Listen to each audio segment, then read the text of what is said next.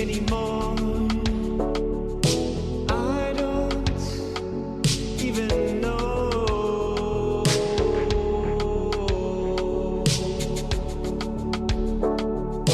I don't even know why I try anymore. I don't even know.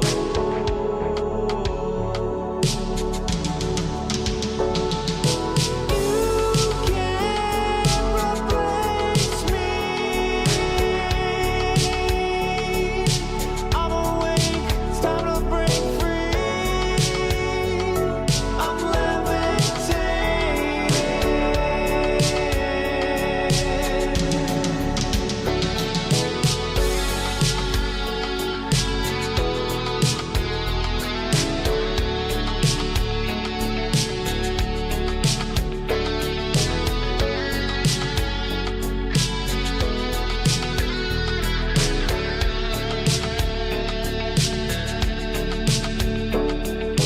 I don't even know why I try anymore.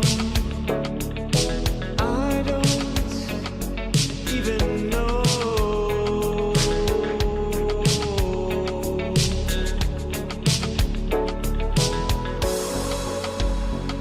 Star Chaz, my dude. Merry Christmas, man. Good to see you, bro. Do you not have a moderation? Is that you, buddy? If that's you, I'm giving you a wrench, so I hope it's you. Notifications are going out. I can't believe it. YouTube's changed a lot. I need to get this camera looking better, though. Yeah, YouTube is back. It really is kind of going back to the way it used to be back in the day. People do some content on YouTube that I just can't believe they get away with. I got to make sure that you can hear me okay, because my microphone is something I need to work on. My music, I don't even have my music on this PC yet. So, I got to get it, and I got it up on a cloud. I back up all of my streaming content on a cloud that I need to stream, so that if anything would ever happen, I just go and download it, and I can stream from any place I go to. Bubba Joe, hey, we are back. We are back, Bubba Joe. Now, if any of you guys, hey, Booty, good to see you. Excellent. Excellent. Hey, if any of you guys have different names than you used to, make sure you tell me who you are and all that good stuff. Of course, it's probably going to take a few streams before we, get back to anything like we were. So now I'm not going to turn another song on because that's a guitar amp and that's a guitar. And I want to roll into starting a stream where I just kind of hang out with you guys by playing a song that I just practiced on Twitter. I have never played this song on guitar before. It was Silent Night. And because it's the season, of course, since it's the season, I'm going to play a song. Let me actually unmute my guitar before I turn it up, because it is a nasty sounding guitar. It sounds good, actually. Nasty as it good. Mic volume is low on my end. We'll work on that in just a bit, okay? We'll work on that in just a bit, because the mic isn't what's important for the start of the stream. So, in order to honor my God, sing praises to my God, because Jesus is my God, if you didn't know. And it's very different living with your life, knowing that God exists, and then the realizations you have over a period of time is nuts. But I'm not here to lecture you or convert you. UNIRockt says, I bet you can't guess who I used to be. Weren't you someone like that had like millions of subscribers on YouTube and it was this big conspiracy? Okay, I want my guitar to sound really good for you guys. But it is going to be a little bit loud. Because I am a bit of a metal and rock guitarist. That's why they call me UNIRock. Now, I also, Montegraph still wants to know if you still need your lawn cut. No, I never did lead my long cut, but tell Monograph that I want to know how he's doing, and I hope he's doing great. Man, he was one of the, I will say, most interesting performers, you know, as in live streaming or content-wise performing. Come on, bro. I need the lyrics for Silent Night because I do not know them. No, I've always had a very clean lawn. So, though, if Monograph would like to help me put up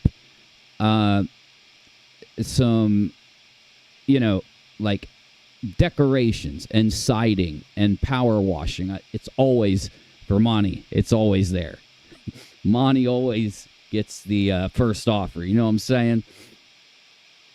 Yeah, you got to watch some of Monty's stories, because I don't care what anyone says about Monograph.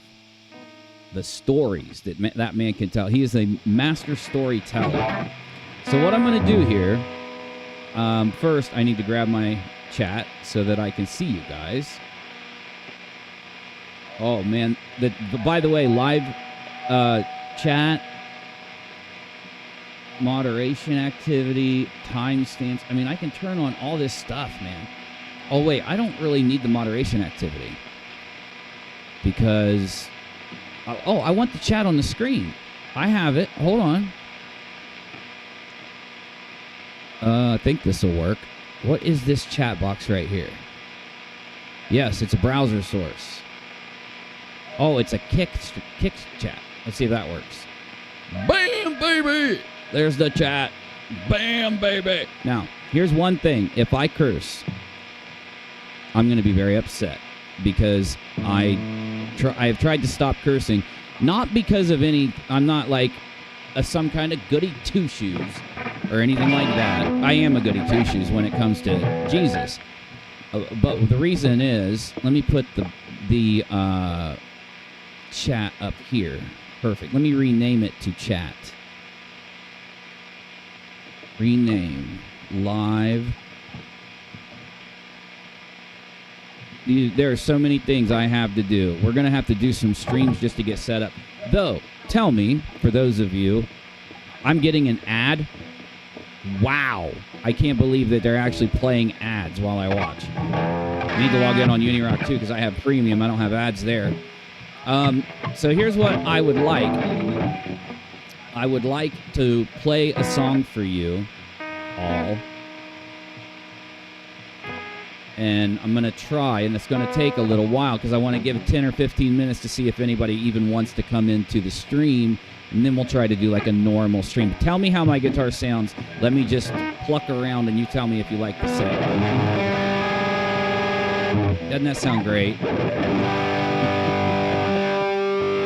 I got to get positioned. I got to get positioned so I can actually play like I was on... I was actually playing really nice on Twitter. Wrong way. She took a hike, no matter if I like it or not, because it always was the wrong way. I was listening to Sublime the other day for like the first time in forever, and oh my gosh, I miss Sublime. Midstream advertisement. We just started. I can't believe it. So what I did on Twitter, and you can watch it if you want, but it's a very long kind of rambly thing where I learned how to play Silent Night. Now, I just learned this right before I hit start on this stream, and I haven't practiced it or anything, so it's going to suck.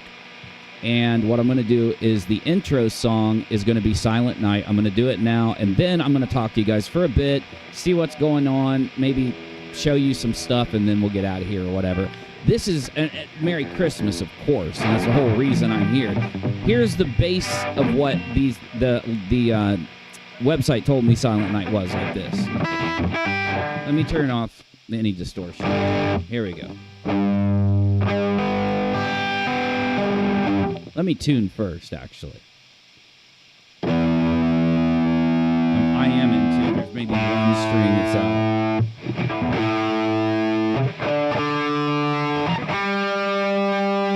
G's a little high, but that's okay, actually. No, we're in tune. I can't believe it. So here's what it says. It's basically an open G, your basic G string, your G chord, and it's like.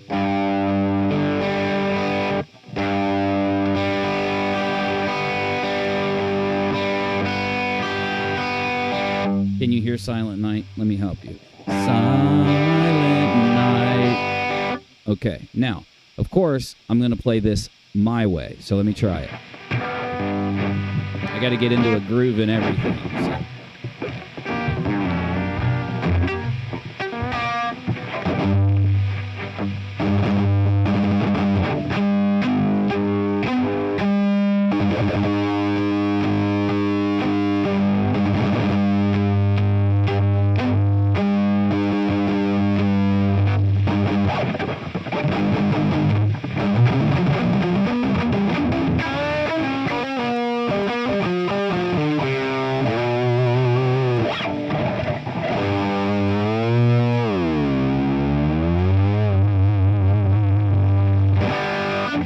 Still in tune. I've spent a lot of time setting this guitar up so that I can use the whammy bar.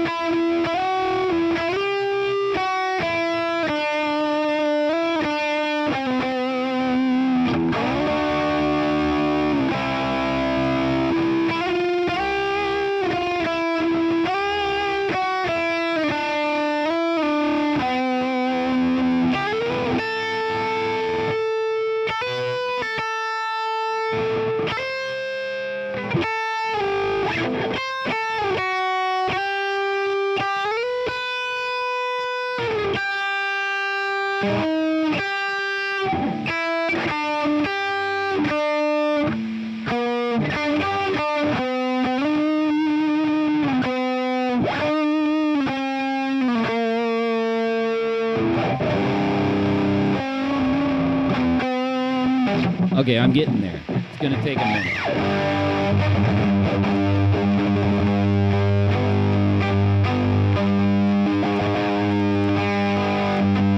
It's a midstream advert. I already read that. Silent night, holy night. All is gone. All is bright.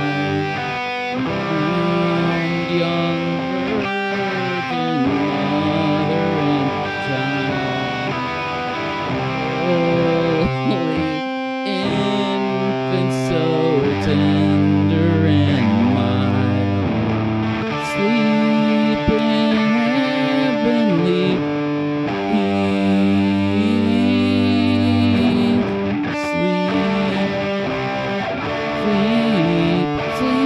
Sleep in heavenly peace. Thank you. Good night. Chicken jungle. Okay, guys, welcome. Hello. Let me mute that so you don't have to hear it.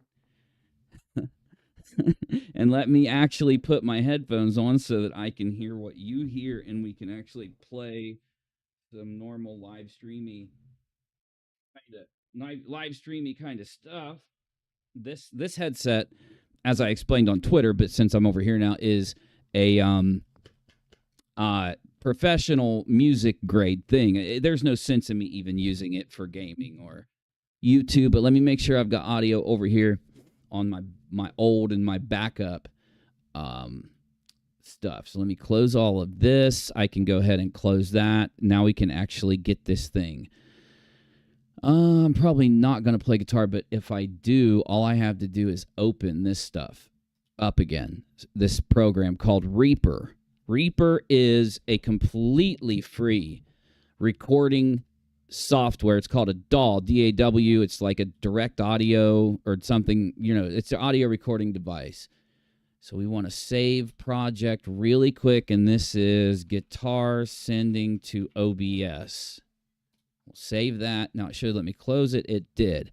All right, let me move OBS back to where I always had it when I'd stream for you. What do we got going on? Is there a filter? There's a caller key going on, and that's on. Oh, that's on the chat. Gotcha. Sounding great? Who said that? I can't see who. Cat? Is that animal? Randall. Okay, Randall, good to see it. Thank you. Duct tape and crayons. So nice to hear you. Oh, wait, is that our top? Let me know, but it's great to hear you and great to see you too. I've missed y'all so much. It has been a pain. Oh, there's what's up. Oh my gosh, my camera is lost it. Let me see if I can fix this with color correction. It'll just take a second. Let me get music playing too.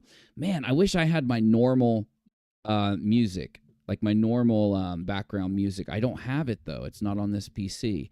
I need to get it on here by going to my Google Drive and downloading it. Let me do this. Oh, I know what we can do. I know what we can play. What's that stuff called that's really chill music? It's like background chill music. Oh, hold on. Nope. We're doing it on UNIRock 2 because I have premium there, and it will let me do it with no ads. And let me find that chill beat or whatever it's called. Oh, lo-fi. There we go. Let me play a little lo-fi in the background. I don't want anything that is copyrightable, but I don't even care if it is. Hey.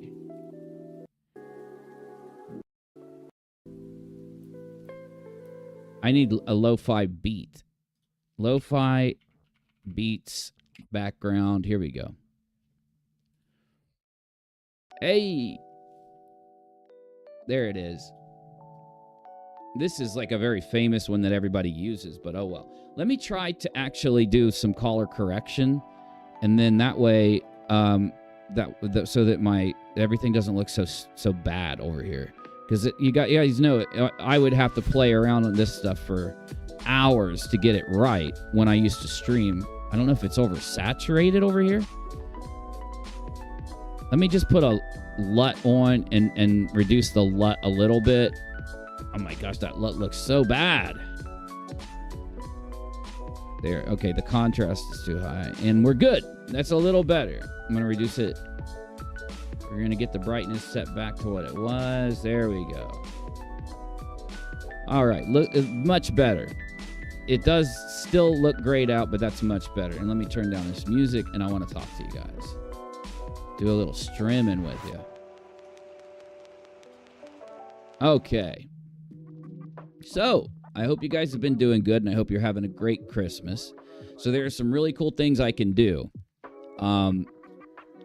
when we play some video games and stuff together. And actually, we might do that. I've been playing Stalker. I don't know if you guys know what Stalker is. I have a green screen now. Bam! Put whatever I want behind me. And I don't even have to have the green screen down. So now I can record anything I want to record, and I don't have to worry about actually having a green screen, and I love it. I really do actually love that. Let me get my screen set up a little bit. Yeah, there we go. Okay. Where's my live chat so I can talk to y'all? There it is. Okay. August, hey, I just saw this notification. I'm cooking. Merry Christmas, everyone. Merry Christmas. Oh, my goodness. I'm seeing so many people, and I love it so much. Merry Christmas. I'm actually going to talk to you guys about what Christmas is a little bit. And, wow, doesn't it look crazy? Not like I don't have to have a green screen. I don't have to have one. And I can just have my background erased. I love it. Boink. We're back. Let me see. GWT. Merry Christmas, rockAlot. I miss you, my friend. I miss you. I miss you. I really am going to try to do more streaming and on my phone and laptop, so that, because it's been impossible for me. There are so many nights when I get home and or even earlier in the day, and I want to stream and I want to like do some YouTube, and I just get tired and I get tired and I get tired and then I fall asleep. By the way, I don't even have to wear my glasses when I stream anymore. I have contacts. I might go put them in while I'm streaming. If I plan on to keep streaming with you guys, I'm going to do like a little break and I'm going to put my glasses on. Okay, so one thing I need to do is actually clean this all up. We don't want top chat, right? We want live chat. There we go. I just switched my chat to live chat. Oh, cool. It puts my little notification up there. I do like that. Hey, that's okay, August. Thanks for stopping in. And if anyone has to leave the stream up because they want to, thank you. That's awesome. It's excellent. We are going to look at some stuff and talk and stuff here in a minute. I just want to stream like just a chill kind of thing for a minute. And of course, on my side, I'm getting some of my stuff set up here. Stuff that I haven't, even though I told myself, hey, let me get this set up and that set up. And I thought I did. There's a lot of stuff now that I'm remembering that I have to do. So I'm going to do that while I check the chat and talk with you guys and try to make my webcam look good and things like that. Let me get the saturation back in because that's an error. Much better. Much better. We're getting there. We are getting there. I've been thinking of some content to do with like uploads, of course, because it's going to be just really hard to do anything more than a live stream that's very like limited time live stream because I'm just so busy. But it'll be fine. Darth Chaz GPK, what's up, buddy? Oh my gosh. Hey, rockAlot, good to see you stream. Merry Christmas. Yeah, it's dead. Oh my God, it's good to see you. Yeah, I just actually talked to a few people that, you know, we've always had around as our friends. And so a lot of our peeps are still around. Like a lot. Way more than I thought there would be. The song is free to use as long as... Oh, well, I was going to shout it out, but then it went away. And if you weren't here earlier, one thing I want to do is... this is a Freemason's Bible, and it holds all of the secrets of Freemasonry. They'll probably try to murder me if I read this to you guys, which, you know, hey, they left it in their house when we cleaned the house out. They didn't take it with them, so I got it. Now, one really cool thing, if you guys aren't hip on the Bible... and I'm not saying if you're a Christian or a Jew or whatever religion you are, you should read the Bible. Now, everyone should, but I want to show you some of the things that are in this book. So let me do that because it will blow your mind. Hey, thank you for joining, my friend. Excellent. Excellent. My whole goal for they let you set stream goals. Did you know this? They actually let you set stream goals now, something they didn't really used to do. Here, let me set up a little screen for us to put up. Okay, we're going to put the chat over here for now. Here's our little screen. Let me go ahead and zoom out and get this thing set up so it'll be a lot, more stream-like. I need to move my butt over this way a little. Much better. And we need to pull this in so that I can show you things that I want to show you like we used to do. You know what? We're going to set up a news room. Actually, I have it. What's it look like? Hey, much better. Let's go to, let me go ahead and turn this off. That display off. And let's go over to the newsroom so that I can actually show you some stuff. Okay, that's a window capture. I don't want that. Window capture. I don't want that. Let me remove those so I can get you guys a screen up like we always have. And let me grab the live chat over here too. So this literally just takes seconds. We're going to add a display capture. Now, I'm going to disappear. So just get, I'll be right back here. Now, let's move this down like this. And then let me pull the display capture to where we actually can use it. Okay, the live chat right there is where we need it. My display capture is so big because I have a very long monitor, okay? So that's the only reason the display capture is that big. How's that looking? I know there's a setting I can do that'll make it look better. Does that look? It probably, if I force SDR, I think it looks way better. I can actually move myself over too. There we go. What is that? Oh, that's my background. Yes. Okay. Hey, bam. So we can have a goal. So I just want to show you guys what my goal is for this stream so that we can hit it. My goal is $0. And I'm not joking or anything. I'm not lying to you. Like, truly, my goal is $0. Because I don't need or want your money. You're welcome to join the channel if you want, like we already had someone do, but I don't need your money. You don't have to give me your money, okay? So, I say that because I have enough, obviously. If you've seen the new equipment that I have and all the stuff I got around here, you could tell. All right, let me see what we got going on. We got this room, and we got my main cam. Excellent. Now, in the newsroom, we do need the live chat. So let me add it. It was a browser source, add existing live chat, bam. Now over here, I'm just going to shrink it a bit, and I do apologize, y'all, for having to, hey, there's Dad. Love you, buddy. There we go. There we go. Excellent. Excellent. Now when I want to show you something, I can, and I got a window right here, so when I want to bring up YouTube, we'll do that on my premium account so that it won't try to play ads. Bam. There we go. Now let me go ahead and get this set in and shrink it. Now, when I need that, I can pull it right back up. All right. So let me show you. As you can see here, I'm going to knock the chat out for just a moment.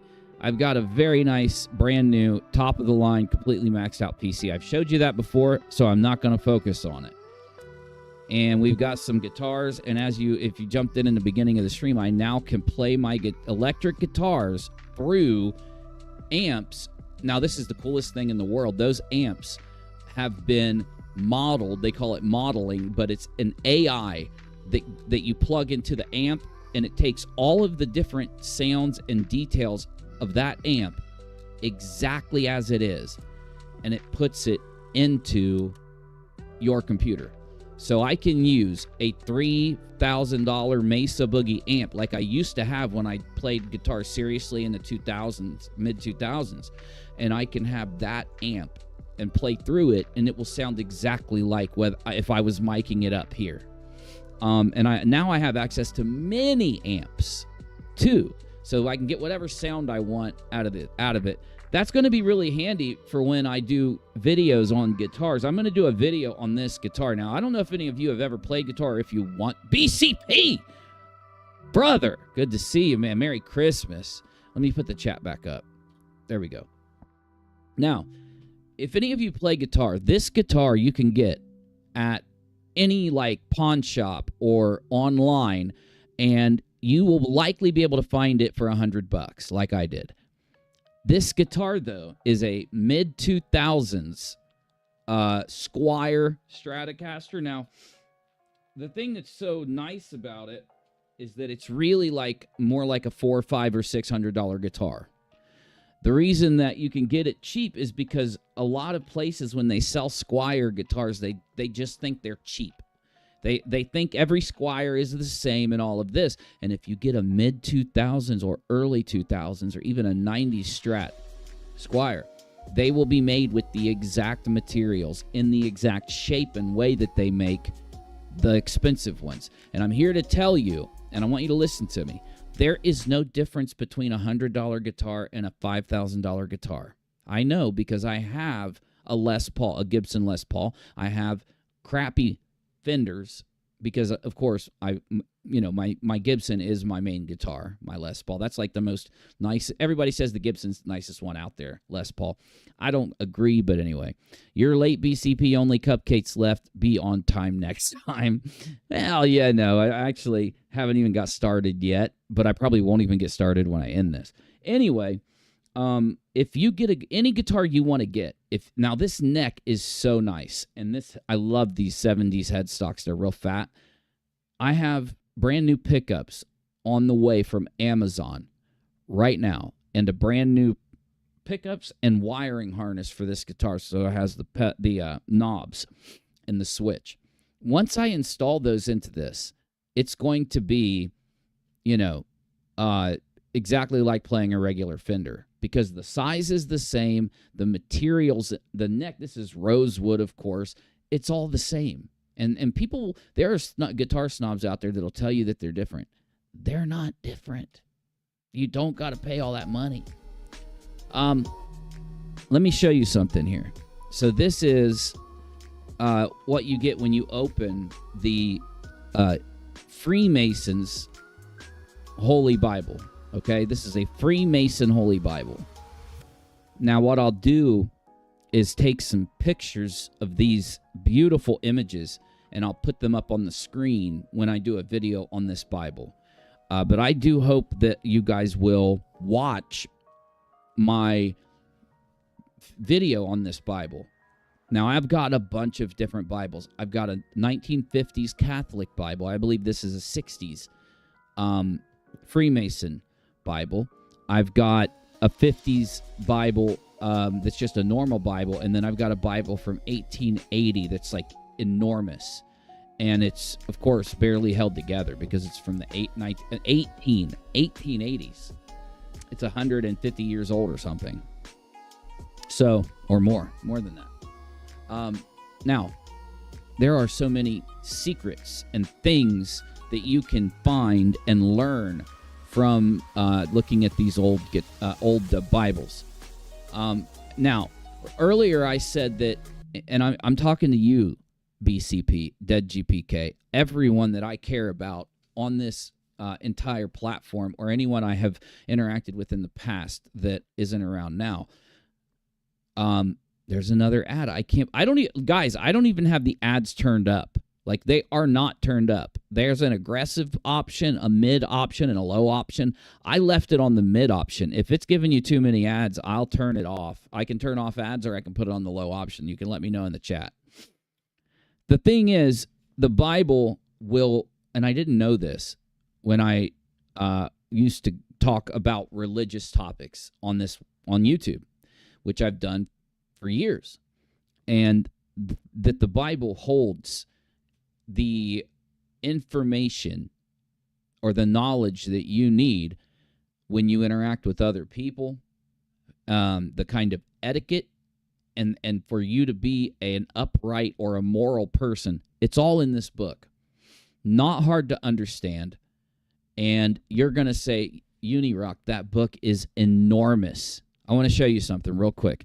So if I were to tell you to read a book, this is the New Testament right here. This is, it's at the end of the Bible. It's called the New Testament, okay? And like the book of John, which is a book that I would tell you to read. I'd tell anybody. In fact, I made my son read it. Everyone I know, I will tell to read the book of John. It's not that long.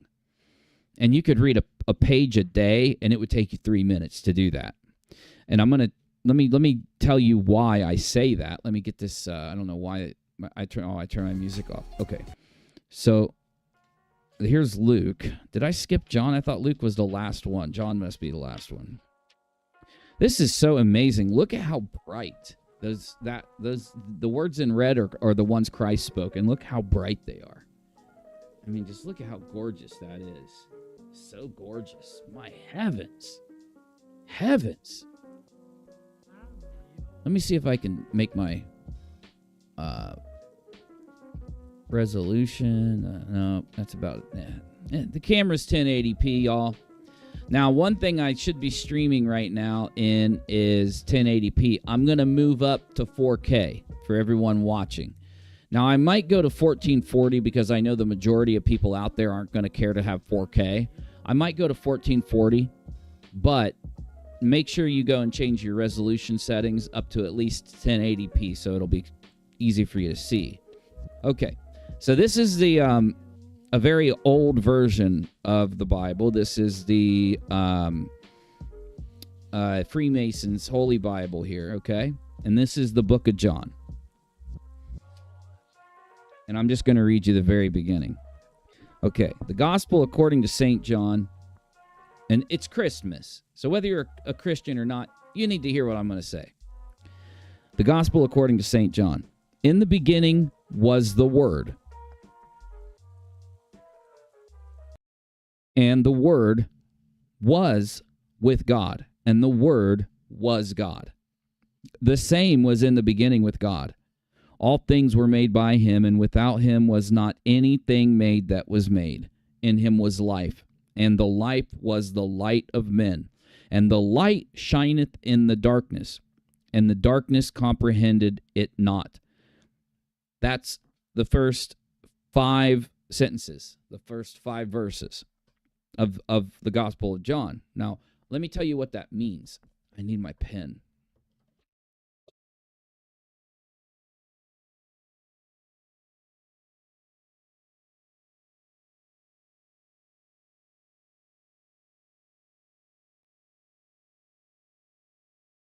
Let me tell you what that means. So let's start with that first thing. In the beginning was the Word, and the Word was with God, and the Word was God. So the Word is Jesus, of course. There's no contesting that. The Word was Jesus. The Word was with God. Jesus was with God. And we're talking in the very beginning, before the earth and the universe was made. The Word was with God, and the Word was God. So God is multiple entities. And it's hard to comprehend that. But if you remember, we read a book called The Secret Text of John, which is a Gnostic gospel, or a Gnostic writing, and it is not considered part of the gospel. It's not considered a book. It claims to be. It claims to be a holy book, but of course it's not, and that's why it's not in the Bible. And it's the secret. It's the Apocrypha. And so when you read that, it literally breaks down and explains God being multiple entities. But of course, you don't want to take that as true, because the only information that's true is this book. Now, you're going to say, what do you mean? There's other things out there that are true. What I mean is, this book is the only book that is written by God himself. God gave us this book, which the Word, of course, the Word of God is this book. Jesus is the Word of God. This book, of course, if we read it, we understand Jesus. We get Jesus. So Jesus is the Word.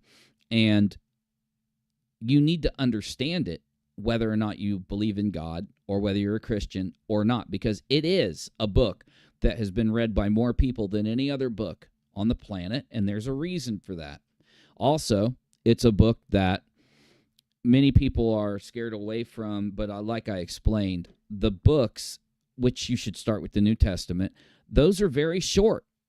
And so you only have 4 main Gospels, Matthew, Mark, Luke, and John, because they all explain the same thing. There are 4 different writings. So a person that wrote it, it was his writing. Of course, God instructed him to write it. God wrote it through that person. And it's what they witnessed and what they saw, and they wrote those books. And so when you read those 4 books, they are all talking about the same thing that happened. There are some different events that happen in different Gospels that are in each one, and there are some that are only in one of them. But the main thing I want to express to you, and I'll actually prove it to you in just a second by reading some of this to you, the main thing I want to kind of express to you and communicate to anyone that's followed me or watched me is that this is the secret to life is in this, the secret that we've been looking for. And Dead GPK, well, BCP, I do think you were around when I was on UNIRocktv, but I don't know if you were around back when I read a lot of religious text. But BCP was, or I'm sorry, Dead GPK was. And what you can find, what you can do when reading this is actually explain every part of reality. Like every single sliver of a question you've had or reality is in the book. It's amazing. And again, you don't have to believe it. You don't have to say to yourself,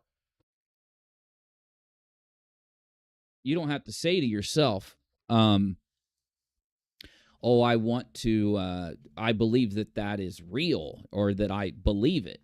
Though, if I was to sit down, hey, Merry Christmas, Ninja. What's up? Good to see you. Is that, Austin Ray, good to see you. I haven't checked in a while. Yeah, I haven't been on in a while, so it's good to see you guys. Yeah, I've been so busy. I've just been so enamored with life. You know what I'm saying? That I just haven't been on. Anyway, and what I'll do is I want to give you a couple reasons I say those things, because you're looking at me right now and you're saying, Uni is trying to convert me to a religion. I just explained, and I mean it, that I'm not. I have my belief. You guys have your beliefs. But what I want to do, and this has never been, I'm sure it's been done before, but I want to make a list of what the Bible is, because that's what Christians believe. And I want to put down like the list of what it is that we get from the Bible, the main things, because I was lied to about it. I mean, my entire life I was lied to about it. And when I would read through one of the books a little bit and shut it, and then a month later pick it up and read through a different book that's in there and shut it, I wouldn't understand that, because of the information is spread out through this massive thing I just showed you. And so let me actually do that really quick. Let me pull up a Notepad, and I'll do that real fast. Now, if you use Notepad on your PC, the Notepad you should be using is called Notepad++, because Notepad++, let me actually put the chat where I can see what you guys are saying. Let me get the music over here.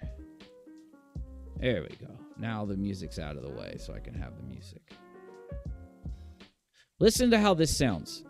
I want you to tell me, I'm sorry. I want you to tell me that. So this is what my guitar sounds like when I record it.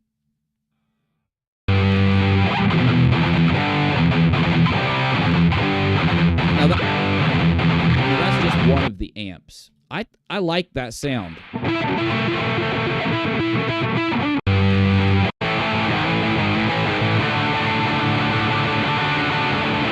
think it sounds all right. Like, I really think it sounds good. I think that the recording is picking up exactly what the guitar sounds like, and that's hard to do. Merry Christmas. Okay, so I want to do that. It's Christmas, and Christmas stands for Christ's or Christians having Mass. Those two things put together. Mass being, dinner or a meal or meeting up or whatever you say, breaking bread. And since it's Christmas, I want to make a quick list. Then I want to pull up YouTube, show you some of the things I've been paying attention to, and find out from any of you guys that are around still if you think that it would be interesting topics to cover. And then, I don't know, we'll see what the chat says about if we want to do anything else, because I don't want to make this a completely super long live stream, but I would like to play some video games. So let me do that. First, I'm going to put in my contacts, because it's way easier to stream with contacts in. Let me do that. With you.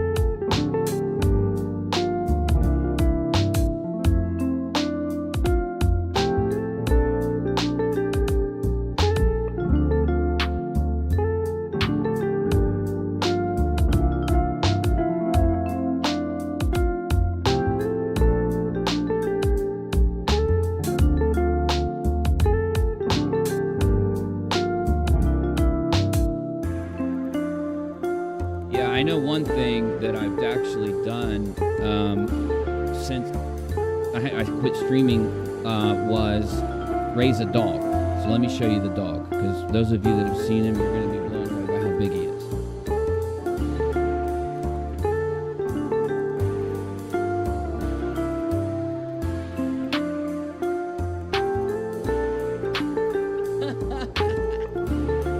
Look at this guy. Say hi, Baba. Isn't he so gorgeous? Oh my gosh, he's such a pretty guy.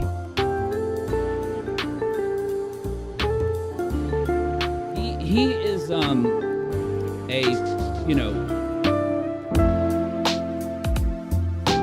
when you form a bond with a dog, and I mean like, hey, yeah, you know it. When you form a bond with a dog, and I mean you really bond with a dog, you are with that dog every day. A lot of times I take him with me everywhere I go. You end up, of course, the dog imprints on you and you imprint on the dog. You communicate. You talk to each other. He can tell us what he wants. And I know this sounds insane, but, oh, my mic's clipping. Let me actually fix this. So what he'll do is, let me just turn it down 3 or 2 decibels so it's not too low. Okay. What he'll do is he'll blink. If we'll ask him a question like, do you want an egg? Or do you, and if he's like, what? And we show him, hey, I'm making an egg or whatever. Or if I'm cooking a hamburger, hey, do you want a little bit of a hamburger? He'll look at me, and if he'll kind of like, do the doggy thing where he goes down if it's a no. But if it's a yes, he'll look you dead in the eyes and he'll blink, a very long blink. And it truly is him telling me yes or no. And actually, Rachel's the one that mostly taught him that. Let me see if I turn off the compressor. You guys tell me if this... Well, actually, let me just test it. Let me turn on my monitor. So it's going to sound a little weird, but let me hear my monitor. Okay, check, check. Okay, check, check. Okay, check, check. Okay, check, check. Okay, check, check. Okay, check, check. Okay, check, check. Okay, check, check. Check, check. Check, check. Check, check. Okay. Check, check. I'm going to just... Okay. I have to talk directly in this. I have to talk directly in what I need to do. This thing has to be right next to my face. Because I'm going to use a... yeah, he's at least times 4. Oh, you know it's the uni spot. Oh, you know it. Yeah. So I got to make sure I talk directly into this. If I'm not, let me know, like if I stop. Okay, project number 1. It's Christmas. What do Christians believe? I've spent the last 1.5 to 2 years, I don't know how long it's been, but it's not been more than 2 years. I've spent the last year and 7 months or whatever learning exactly what Christians believe. I want to make a list. I want to do this quick because I don't want to bore you. So let's do it. Project of the stream. Create a list. I didn't put the tags in the stream, man. I guess it's okay. We won't get anyone off the internet if I don't put tags in. We won't get new people. Let me see if I can edit it real quick. I mean, they have changed this a lot. Oh, yeah, we can redirect. Anyone can chat. Good. I know they've done some weird stuff like where you guys can, it used to let you donate stickers and stuff, and they've added some really crazy stuff because I saw it on another channel. I don't remember what all it is, but okay, we got our category set. Let me just make sure I've got everything else set. No age restriction. Makes a real person appear to say or do something it didn't do. Alters footage. Generates a realistic looking scene that didn't occur. No, none of my content does. Why is that question there? Weird. There's the tags. No, I got to take out Escape from Tarkov and put in some stuff. Okay. Okay, so let's get this done real quick, guys. This is UNIRock.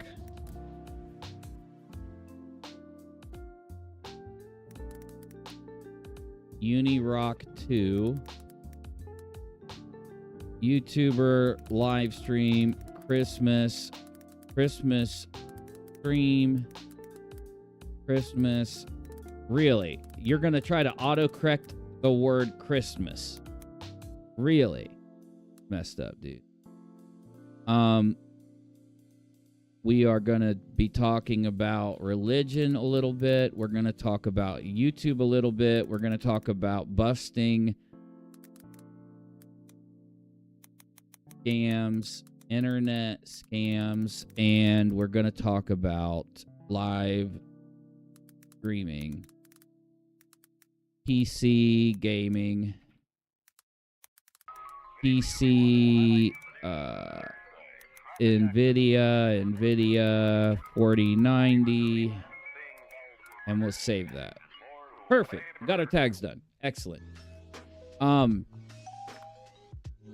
Yes, let me close this a little. Man, I hope Doc's doing okay. Anybody talk to Doc lately? Let me know. So we're going to make a quick list, and I'm going to tell you what Christians believe. Now, if you're not a Christian, or if you're someone who has, looked at religious content on YouTube, you're going to be really shocked. And I'm going to tell you, this is what Christians who go to a Church of Christ. Now, here's the key thing about Churches of Christ. We believe what the Bible says. We don't take things that man invented and use them in our religion. We take what the Bible says.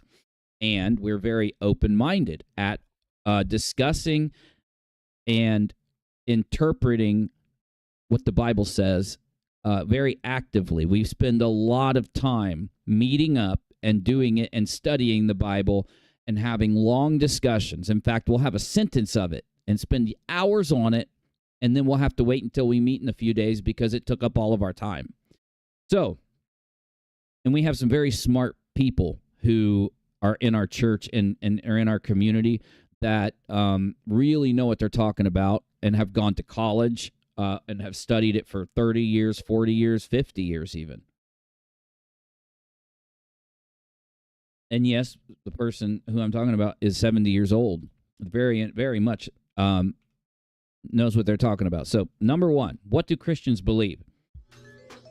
Love. God is love. Love. God expects or demands us to love everyone, including our family, our family, neighbors, and enemies. That's number one. Now, why is that number one? Because it's extremely important. If you were to say that what is one of the main things your religion teaches, I would tell you that. The religion that I found through reading all the religious texts I could get my hands on, and I would do it live streaming a lot of it, the Egyptian text, all those old texts. I won't bore you by naming them all, but you know what I'm talking about if you've watched me at all. I read all of them, eventually found the Bible. Eventually, I started believing in God. If you were in my Discord server, you know, for 2 straight years in Discord, I would argue with people that God exists and that it's logical that God exists, and it is illogical to be an atheist. Now, I'm not saying if you're an atheist that you are illogical and all that, but I do have that belief, and that's what I argue with people. And then as I argued that with people, I had an epiphany. And this isn't me reading anything. I realized, because I was thinking about it, if God exists, shouldn't I just be able to ask him to prove it to me in real life? Like, shouldn't I just be able to pray? Because I was taught to pray when I was a child, so I know how to do it. You just do this or that or whatever. You don't even have to do any of it, and you talk to God with your eyes closed while you're focusing very hard on talking to him. Or you give, as the Bible says, a supplication to God. You're giving him a worship, a communication, and maybe a request, whatever. So I had this epiphany. If God exists, like, I literally believe it. I've argued it. I can prove it through argumentation and logic that God exists. So he should be able to hear me. I should be able to ask him. And I did. I prayed to God for God to prove it to me, to show it to me. And he did. And he led me directly to the group, this person that took me to this group of people that I've been meeting with ever since, not because of anything that, because of what I believe. Everything I believe, they can show me why, where, when, and how, and what it is, like this sentence. God is love. And what's crazy is one of the main things that helped me believe in God and leave being an atheist was I realized that when I love somebody, and I argued this for years in Discord before I found religion. Anyway, but when I love somebody like my children, it's an infinite love. It's a love that goes beyond just a normal love. It's a love where you would die for them, you would give them anything, you work for them, you know, you dedicate your life to them because you love them that much. The same with your friends, the same with, you know, many things you experience forms of love with, but then when you get married and when you raise children, you have that infinite love, that thing that, you know, and then there's a lot of arguments about how infinity is just this crazy concept, but for a human being to experience it in the way that you do with love, it led me to those arguments I made that God existed in Discord. But I found out insanely all those logical things that I ended up realizing in arguing with people in Discord ended up being key things that were in the Bible. So it's very coincidental. God demands us to love everyone, including our family, neighbors, and enemies. Now, there is a caveat to that, so let me put it in that one. The caveat is we don't love sin, which sin is evil or wickedness. We don't love it. We actually hate it because you're allowed to hate it. You're expected. I shouldn't say allowed. I should say expected. And by the way, if any of you guys are Christians or not Christians, or you study anything religious and you want to add or discuss or anything, type it in the chat. I'm very much open to you guys adding what you think. Sure, not those who not know God. Know God. God has the best sense of humor. I stopped asking for proof a long time ago. Oh, me too. Cat Randall, me too. I was trying to, my screen, I have 4K, so my lettering is extremely small, but I was trying to make sure I saw your name in that font. Yeah, God has the best sense of humor. And God is the most, how do you say, magnificent creator. The things that he's created are so genius in so many ways that it's just incredible. It really is it not? And of course, I am talking about Jesus and the Father and the Holy Spirit because they are all God. So that's what I mean when I say God. I mean those three entities being God individually and together. I know that's hard to grasp, but it's true. God is love, and God expects us to love everybody, including our family, neighbors, and enemies. So I had to find a way to love JLR. You want to talk about something hard to do? Try to love that freaking weirdo. Try to find a way to love Jonathan Lee Riches. You want to be challenged? You want to be put on a test?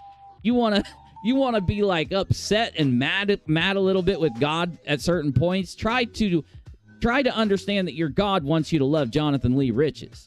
That is a mind, F word, but mind explosion. You know what I'm saying? If I was speaking the way I used to, I would have used the F word there. I'm trying not to. Streaming's hard, but I don't curse in real life anymore. The only time I do is when I stream. It's hard for me to not curse when I'm streaming. It's such a habit. It would be like if I was back in the military, it would be hard not to curse. Yeah, JLR presented himself as an enemy to me. He lied on me. He tried to, look up people in my life and lie to them. And, he failed miserably, but still, he tried to sue me and lie and say all this crap and, it backfired in his face. But I had to find a way. I'll tell you a story sometime. It's so funny. My mother has the craziest sense of humor. She was making fun of JLR every 30 seconds for like 10 straight minutes when we were in the courtroom waiting to go in. Oh my God, it was hilarious. But I kept stopping her, saying, Mom, You got to quit. You know, because I'm trying to like, I'm sitting next to this weirdo and I'm trying to figure out how I get along with him, how I end up expressing to this guy, you're my enemy, but I love you. I did, by the way. I did successfully, in my opinion, do that. Could I have done it better? Sure. But, you know, it was hard, and I accomplished it. But, man, try loving someone like that, right? And when you do those things that God challenges you to do, by the way, you end up realizing more and more why he does that to you. We do not love sin or evil or wickedness. So I do have a huge thing that's changed about me since I used to stream regularly. And that is, when I streamed regularly back then, I didn't mind using pronouns. In fact, me and Navy and others, we had this thing that happened where he went on a stream on Twitch where they wanted to explain to him being a Christian and going to church and being in the Navy, and they wanted to explain to Navy how it you're supposed to use pronouns and why you use the preferred pronouns and such things.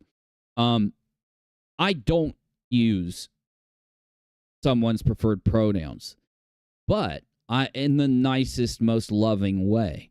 And I had an argument with Destiny. I don't know if you guys know who Destiny is. His name's like John Bon Jovi or something in real life. It's freaking weird. Let me show you who Destiny is.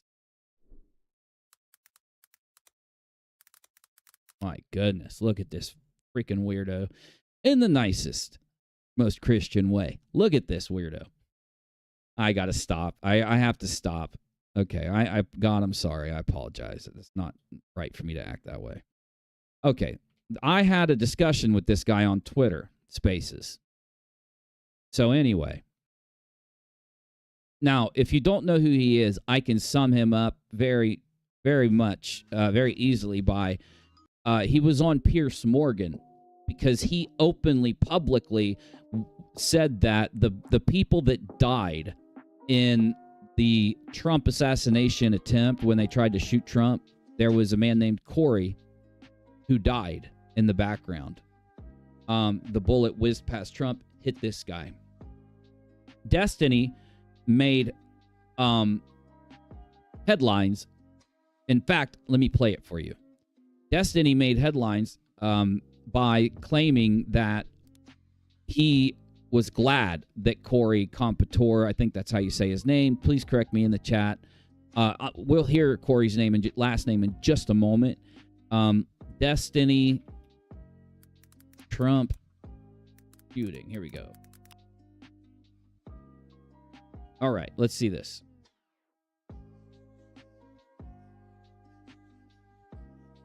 By the way, we don't know what's happening. Hey, this is very reminiscent of how I used to live stream, y'all. Remember, we used to go on, I used to go on YouTube, and we would live stream. We'd look at trending topics and other things that were happening and discuss them a lot. So let's look at that here, because I had an interaction and a couple hours maybe, or an hour of me talking to Destiny, or maybe it was 30 minutes. You'd have to look it up.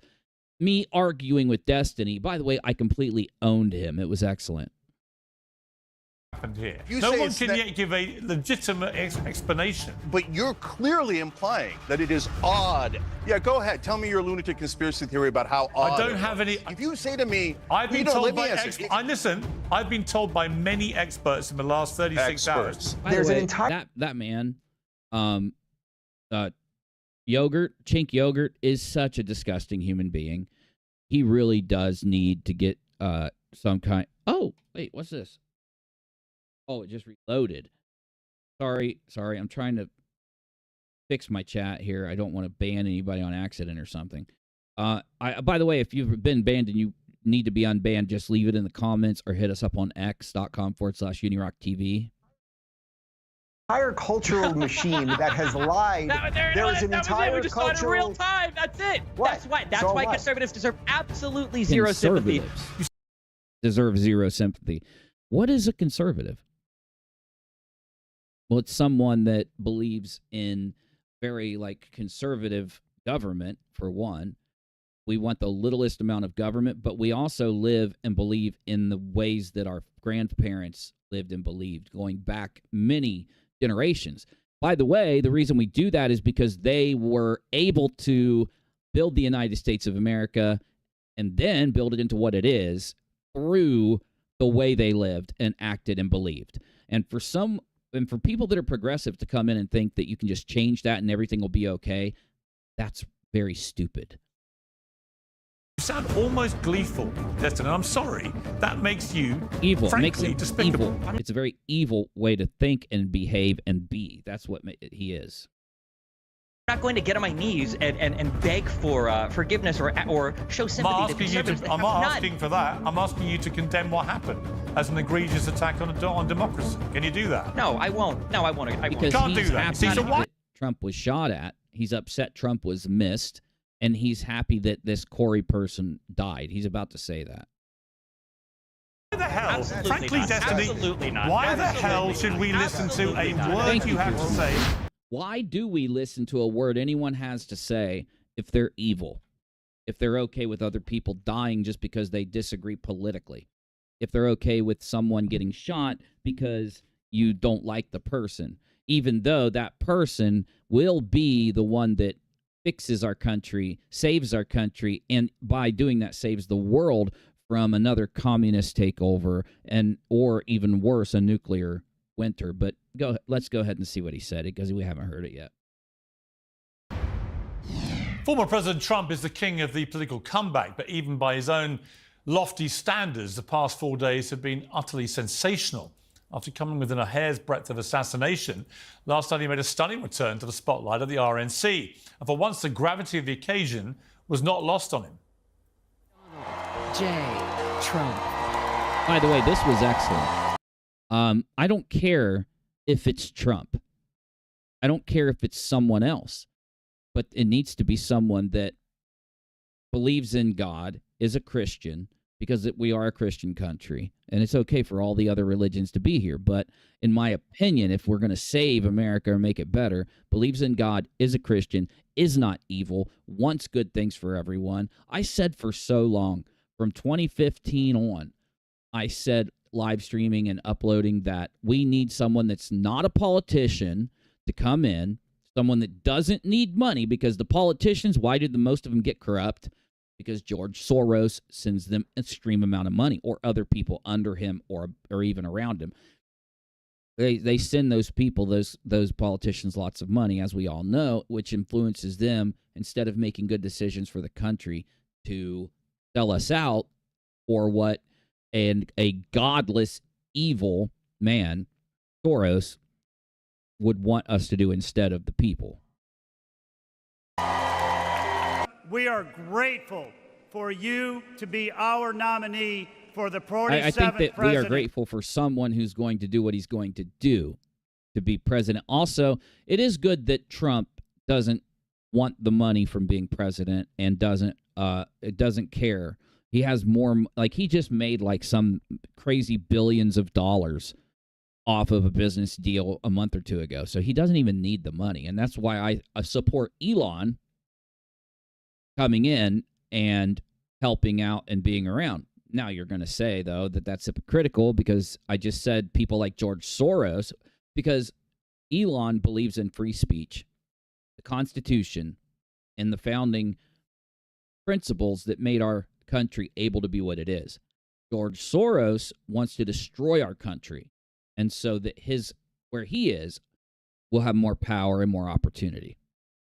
He wants to rule the world. In fact, I made a video proving that he wants to rule the world because he believes he is God. It's in a book he wrote. I read it right off out of his own handwriting. Well, print, his own words. I read that. And of course, YouTube censored me for literally reporting the truth about George Soros. They claim it's anti-Semitic to criticize the man, And the crazy thing is, I've learned that Christians, which I am a proud Christian, and I love my God, and I do what my God wants me to do and tells me to do to the best of my ability all day, every day, and I repent if I don't. Christians are basically Jews that are worshiping the Messiah that the Jews were wanting to come. Jews, when the Messiah came, he fulfilled the law. So let me put that here. And that's, why I have my list up, because when we talk about what we talk about, it's going to populate my list. One thing that a Christian does is believes and follows a law that was given to man thousands of years ago. Yeets. Thousands of yeets ago. Yeet, homie.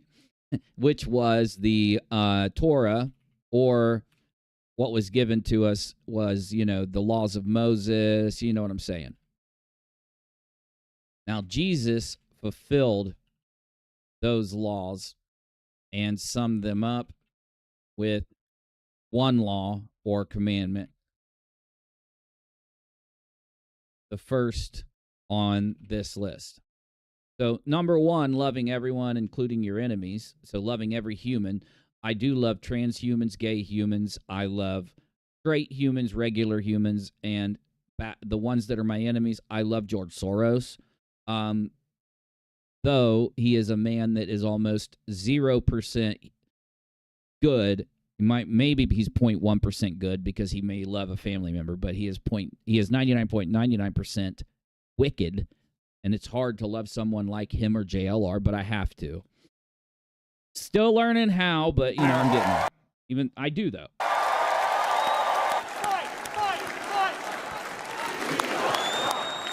Now, this being played, Destiny's being forced to watch this. Oh, it's driving him crazy. Trump hasn't made an entrance quite like that since he descended the golden escalator in 2015 to announce his first run for president. Bandaged and emotional, he walked into the arena like a UFC Pierce, star. Let me explain one of the reasons why Trump is very emotional, because Trump is a Christian, and when he was saved by God, having that bullet miss him, he realized that he was given another chance at life. And he has, and he could be lying. I'm not vouching for the man, but Trump has claimed that he has been driven, to God, to follow God, to do what God says after that bullet barely missed him. And it's really bad. It's really horrible, because there was that young man who tried to kill Trump. He's dead. In fact, there was another young man who just tried to assassinate the leader of the Groypers. I forget the dude's name. Rage out! The dude's name that's the leader of the Groypers. Nick Fuentes. Thank you, honey. Nick Fuentes was just attacked by an assassin. Luckily, he barricaded himself, called the cops. The assassins got there, or the cops got there and killed the assassin. And it's very horrible that these people are so driven by propaganda.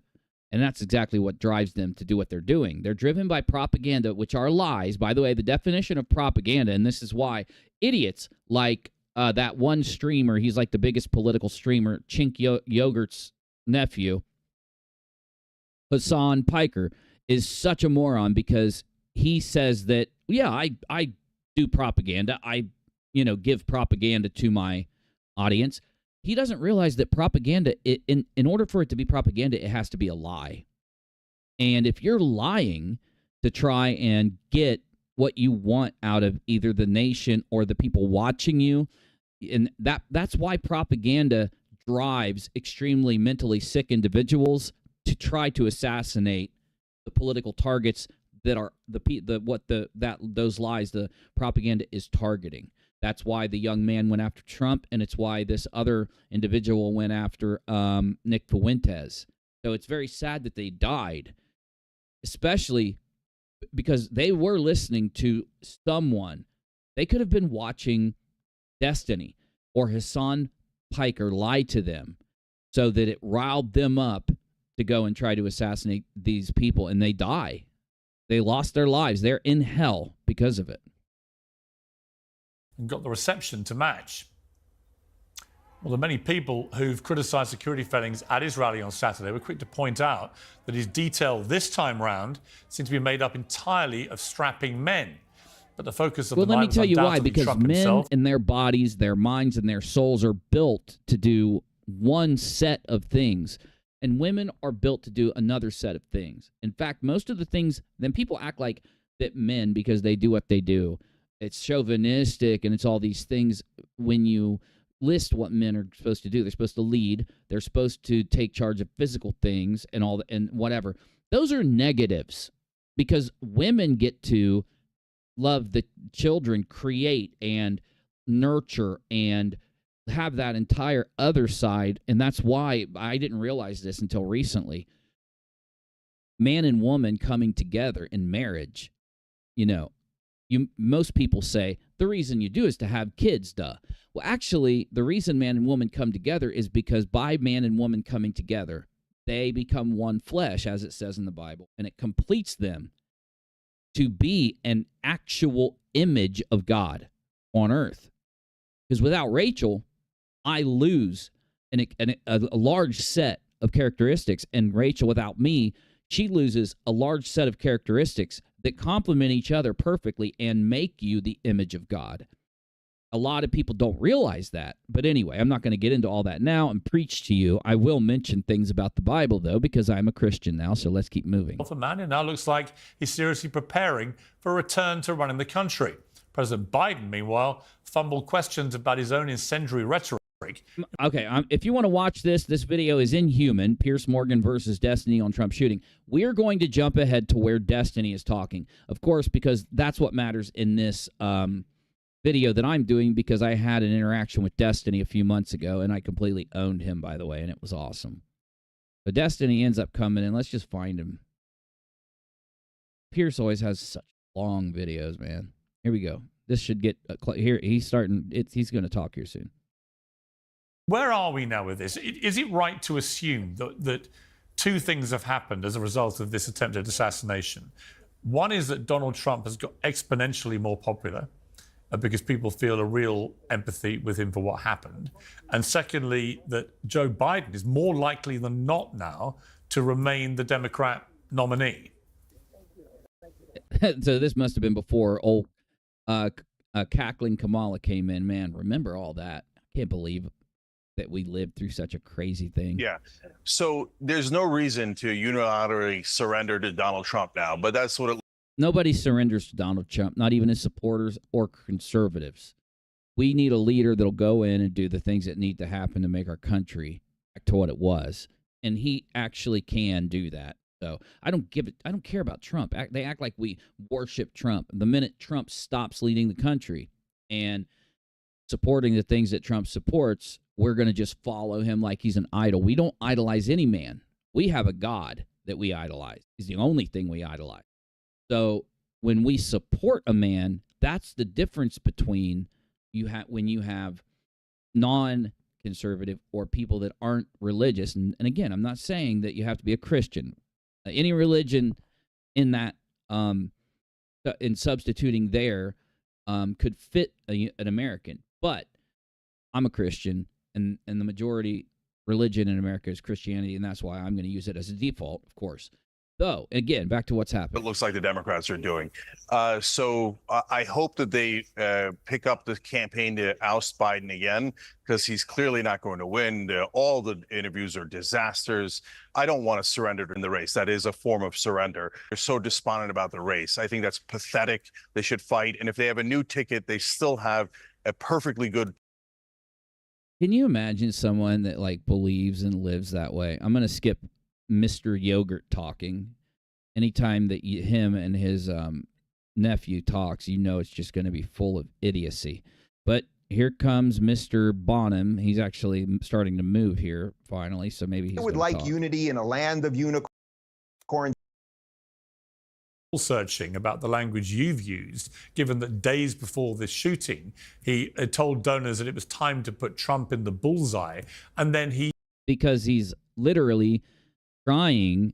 Everything they say that they don't do is what they do. That's what hypocrites do. Liars do. And once you know that that's what they are, you can expect that. Somehow, when you took young Luke, right? All right. We're only here for Destiny, but man, when you watch a Piers Morgan video, it is hard. Here, he's talking. So let's see if I get to the beginning of him talking here. Call Obama a communist. Obama is a commie. This is something I argued with Destiny about. I kept telling him the word commie that we use to describe the people we talk about that are trying to basically change America and destroy America and all the things that we see going on around us, we sum that up by calling them a commie. For some reason, no matter how I explained it to Destiny and his counterpart, they kept acting like they didn't understand what I'm saying. Well, look at you on Pierce Morgan using the exact word that I chose to argue with you, Destiny. But anyway. Let me clarify. When I say conflicted, what I mean is I lean towards seeing it as a natural extension of the thing Trump and the MAGA kids support. So I don't think I have much sympathy about the attempt enough to chastise people celebrating it. You couldn't find it in your heart to chastise people for celebrating the near assassination of a man who was president of the United States. One thing Pierce doesn't get is that he's talking to a liar. The real reason he won't chastise people trying to celebrate Trump's getting an assassination attempt against him is because Destiny wants Trump to be assassinated. He wanted him to die. He's glad he got shot in the ear. He's glad that he had those traumatic effects on his brain and his mind from what happened. He's glad. He's an evil, despicable, wicked person. Does that mean that he couldn't repent from it? Of course he could. But the point is, that's why he's acting like he's acting. It's why he won't criticize people that are celebrating. So maybe it. Again?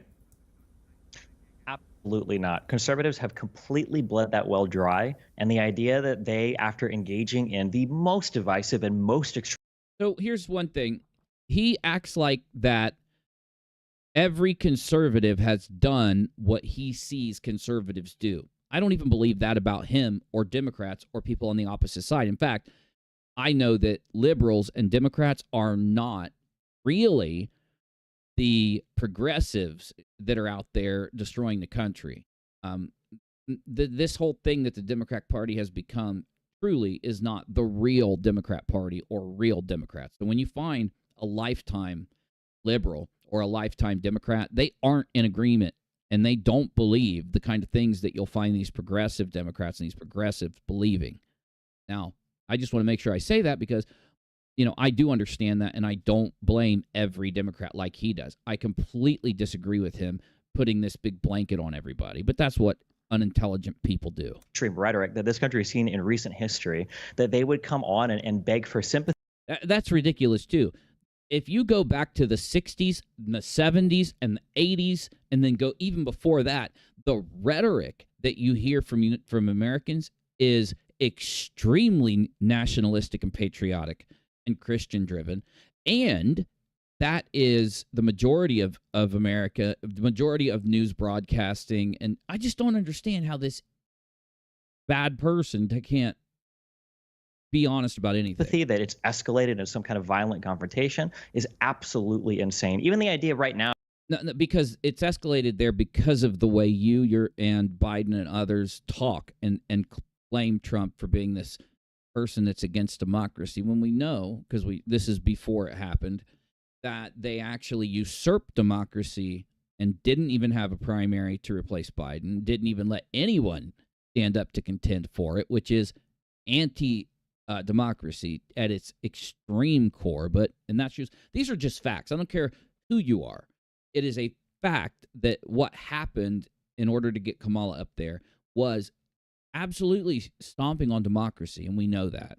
Of saying, well, if you call somebody a Nazi for so long, it's, you know, what do you expect people to do? I grew up listening to Rush Limbaugh call Obama a communist. He is a communist, though, but Trump isn't a Nazi, and it can be proven because you can take what communists wanted, how they acted, what they believe, and the propaganda they used in history, and then look at what Obama did, and it matches. You can take what the Nazis did and compare it to what Trump has done, and it doesn't match. I can criticize Trump. I can say things bad about him from now until the sun comes up tomorrow. But the point is that this man and the people who call conservatives or Trump or people that they don't agree with Nazis, they are the reason that these assassins have stepped up. Their propaganda, that specific kind, is why what we saw happened. Every single day he was on the radio. You've got conservatives that talk about how the mRNA vaccines were ways to sneak microchips into us. You've got that's just ridiculous too. Maybe like 0.1%. That's a conspiracy theory. And the people who believe that will admit it's a conspiracy theory. So this is another lie, a blanket lie that he's using to attack people. Got COVID lockdowns that were done because the government was trying to take all your freedom away. That's a fact. That it happened, and it did take freedom away. So again, this is another thing that he is stating it is a lie or it's not true, but by definition happened. Whether you're for it happening or against it, it factually did that. If we just state what happened and use the true definitions of the terms that are there, by the way, I say that for a reason. They won't acknowledge anything that happened on January 6th. We acknowledge everything that happened on January 6th. We know that there's a lot of people that deserve to be in prison due to what they did on January 6th. Though that is a small number of people compared to the amount of people that were punished that just walked inside the building. But they were punished too harshly. They were punished as if they had done something they didn't do, because only a few actually broke in.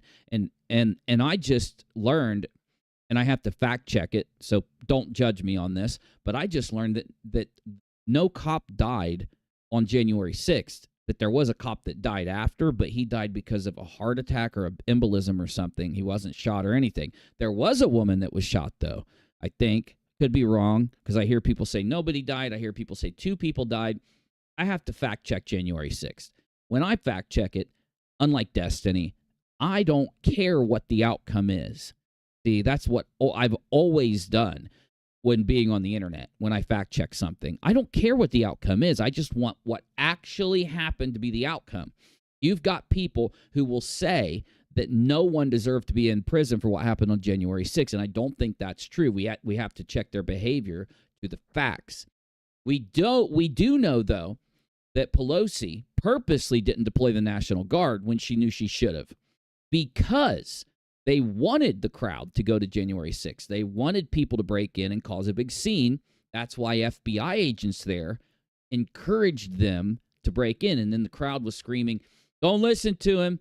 FBI, Fed, he's glowing," especially the Ray Epps guy. That's one of the main videos. I'm not going to get into all that again. I have to and I will, by the way, just like I did Pizzagate and just like I did all the conspiracies of past, we're going to fact check and we're going to break down all of these conspiracy theories of recent age.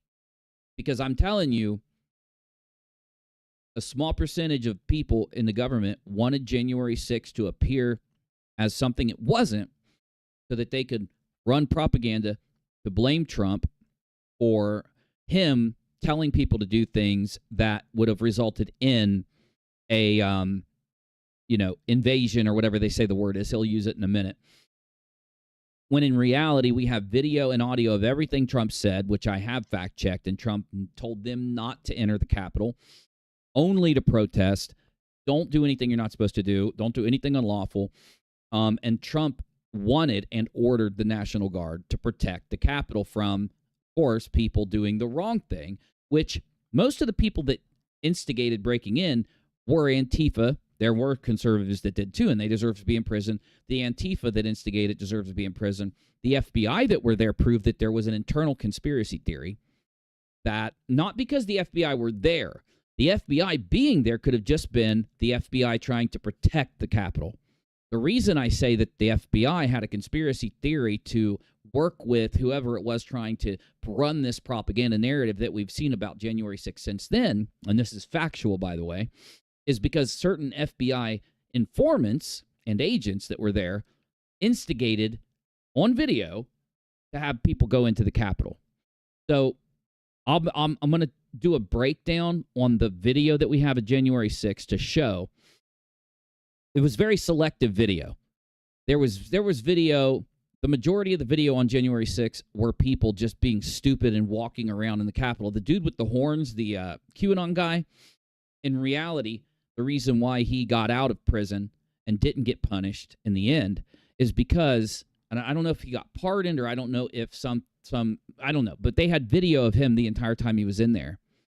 And he had the police going. He was one of the people that actually had the police walking around with him, letting him in certain building rooms and allowing him. If you have a police officer allowing you to go in and do these things, you have to lock the police officer up that allowed the person, not the person. Maybe you can punish the person, but you got to punish the police officer because he's the one that caused them to go in there, right?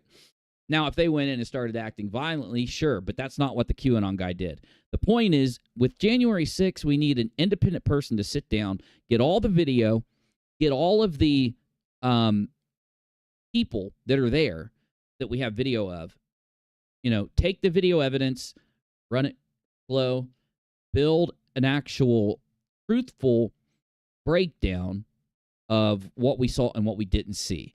Because an insurrection, if it happened, it didn't happen. Unfortunately, for people that hate Trump, it didn't happen because of Trump. An insurrection, people trying to insurrect, didn't happen because of Trump. If Trump is responsible for it, then all the politicians that were saying things that caused riots with BLM deserve to be charged with those crimes that happened due to the BLM riots, okay? And I don't believe that those politicians deserve it, just like I don't believe Trump does. It's not a side issue, is my point. But I want to make sure I put all that down. If I don't, one thing I know is that you have to put your clauses down on YouTube, or else people will lie about the things you've said. But I'll tell you what I saw that day from the start about I'd love you to. In fact, I'll have you write me when I start, gathering the video. I'll go live and let you guys know before I do it, and I'll have you send it in to me on Twitter or something, because I would love to have everyone's opinions, a big list of them, and then I would love to have live streams that break down what the video evidence shows, and then take the claims that people make and run it against the facts, because I do believe we will have insurrectionists. It'll be a small group. We will have FBI agents. We will have conservatives, and we will have a group of people that were Antifa. And all of these people, some of them committed crimes, some of them didn't. All of it should have been protected by the National Guard, because they had orders to do it that were stopped, and this is admitted by Pelosi. She knew that Trump and the people around Trump wanted the National Guard to be there to protect it from this protest that was going to happen there. And if the National Guard would have been there, none of it would have happened. The real person that needs blamed is the person who stopped the National Guard from being there. If it's true that Trump wanted the National Guard. Now, I already know the answer to that question because I have the video of Trump demanding the National Guard before January 6th even happened. And, of course, we know through video leaks that came out of Pelosi in the car with her daughter, I think it was, where she was on the phone with her daughter, and she's saying, no, it was our fault that this all happened, and blah, blah, blah. And she's telling the truth, talking to her children or whoever it was, because she took the order of the National Guard and squashed it and said no. But anyway, we got to get back to Destiny. If I keep letting myself talk, I will talk for the entire night. You guys know this. The first flashbang happened as we arrived. I can't wait until we can actually sit down and have any of you guys that were there or have video that you want to send in as part of what I look at. In fact, I'll grab all the video I can, but of course I won't get it all. I'll need your help to some extent. We all sat at the big pond in front of the Capitol. And and anybody who went in or sat at anyone that was there didn't do anything wrong. Anyone who went in, did all of them do something wrong? I don't think so. People that were let in by the cops, people that went in the windows did, but the people that were let in by the cops and were walked around the building, a lot of them got charged and locked up, and that's why they got released. They say that the election was stolen and that your country is being taken from you. I don't think anybody should. No, that's actually true, but it's not true. Also, so what do I mean by that? So if you look at, and I know this because I saw it with my own eyes, and I have video of this. If you look at what happened when Trump was elected, we all went to bed. All of us go to bed early because I'm an old man now. All of us that went to bed early went to bed knowing that Trump won. So why is it when they woke up, Biden had won? Because if you look at the data, if you look at the graph of voting, Trump is above Biden. And then all of a sudden, at the very end of voting, at the end of the night, Trump's here, Biden's under, and then Biden shoots up and Biden wins. This is factual. Look it up. There was a stolen election in Argentina, I believe it was. but it was in a different country, and it was recent. It happened just recently. So it might not be Argentina. I think it was. And if you compare the graph of Argentina, where that man stole the election, to Biden's, it's exactly the same. Why? Because Biden won due to them counting a bunch of votes at the very end of the night that shot him up above Trump. And for people who believe that the election was stolen, it is completely accurate to believe that based off of that data. And it's also completely accurate to believe that with the rules or the standards that they had of voting in that election. If that election would have happened and only Americans, no illegals, because illegals aren't Americans, and they shouldn't be allowed to vote until they become citizens. So if only citizens would have voted, and if the votes would have actually counted people the right way, Trump would have won that election. Due to the change in rules of how votes could be counted and how votes were done, this people that believe that you can have these judges and these counties and these areas have rules that are not a secure election, not secure voting. Please listen to what I'm saying and don't warp it, because I'm doing my best to use words to communicate it correctly. So people that believe voting should be done the right way are correct in saying that Trump had the election taken.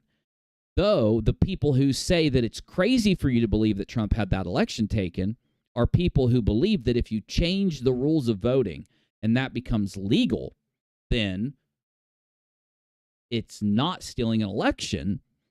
Those people that believe that will, of course, because they have a different set of rules, they believe that the election wasn't stolen and it's a conspiracy to believe it. So which is true? Which actually comports with reality? And would you be right in saying, if you're not sided in this? Because again, I believe in my country and the rules of my country. So when a Democrat gets elected, I am fine with that. And that's why, even though I didn't agree with a Republican, Bush, when I joined the military when I was younger, I saluted him, I respected him, and I followed every one of his orders to a T. And the reason I did that, of course, is because you have to do that if you're an American and you are a patriotic American. If you lose an election, you got to accept it. So the truth is saying that due to the way they held that election, Trump factually had the election taken from him. Are the people right who say it was stolen? Yes.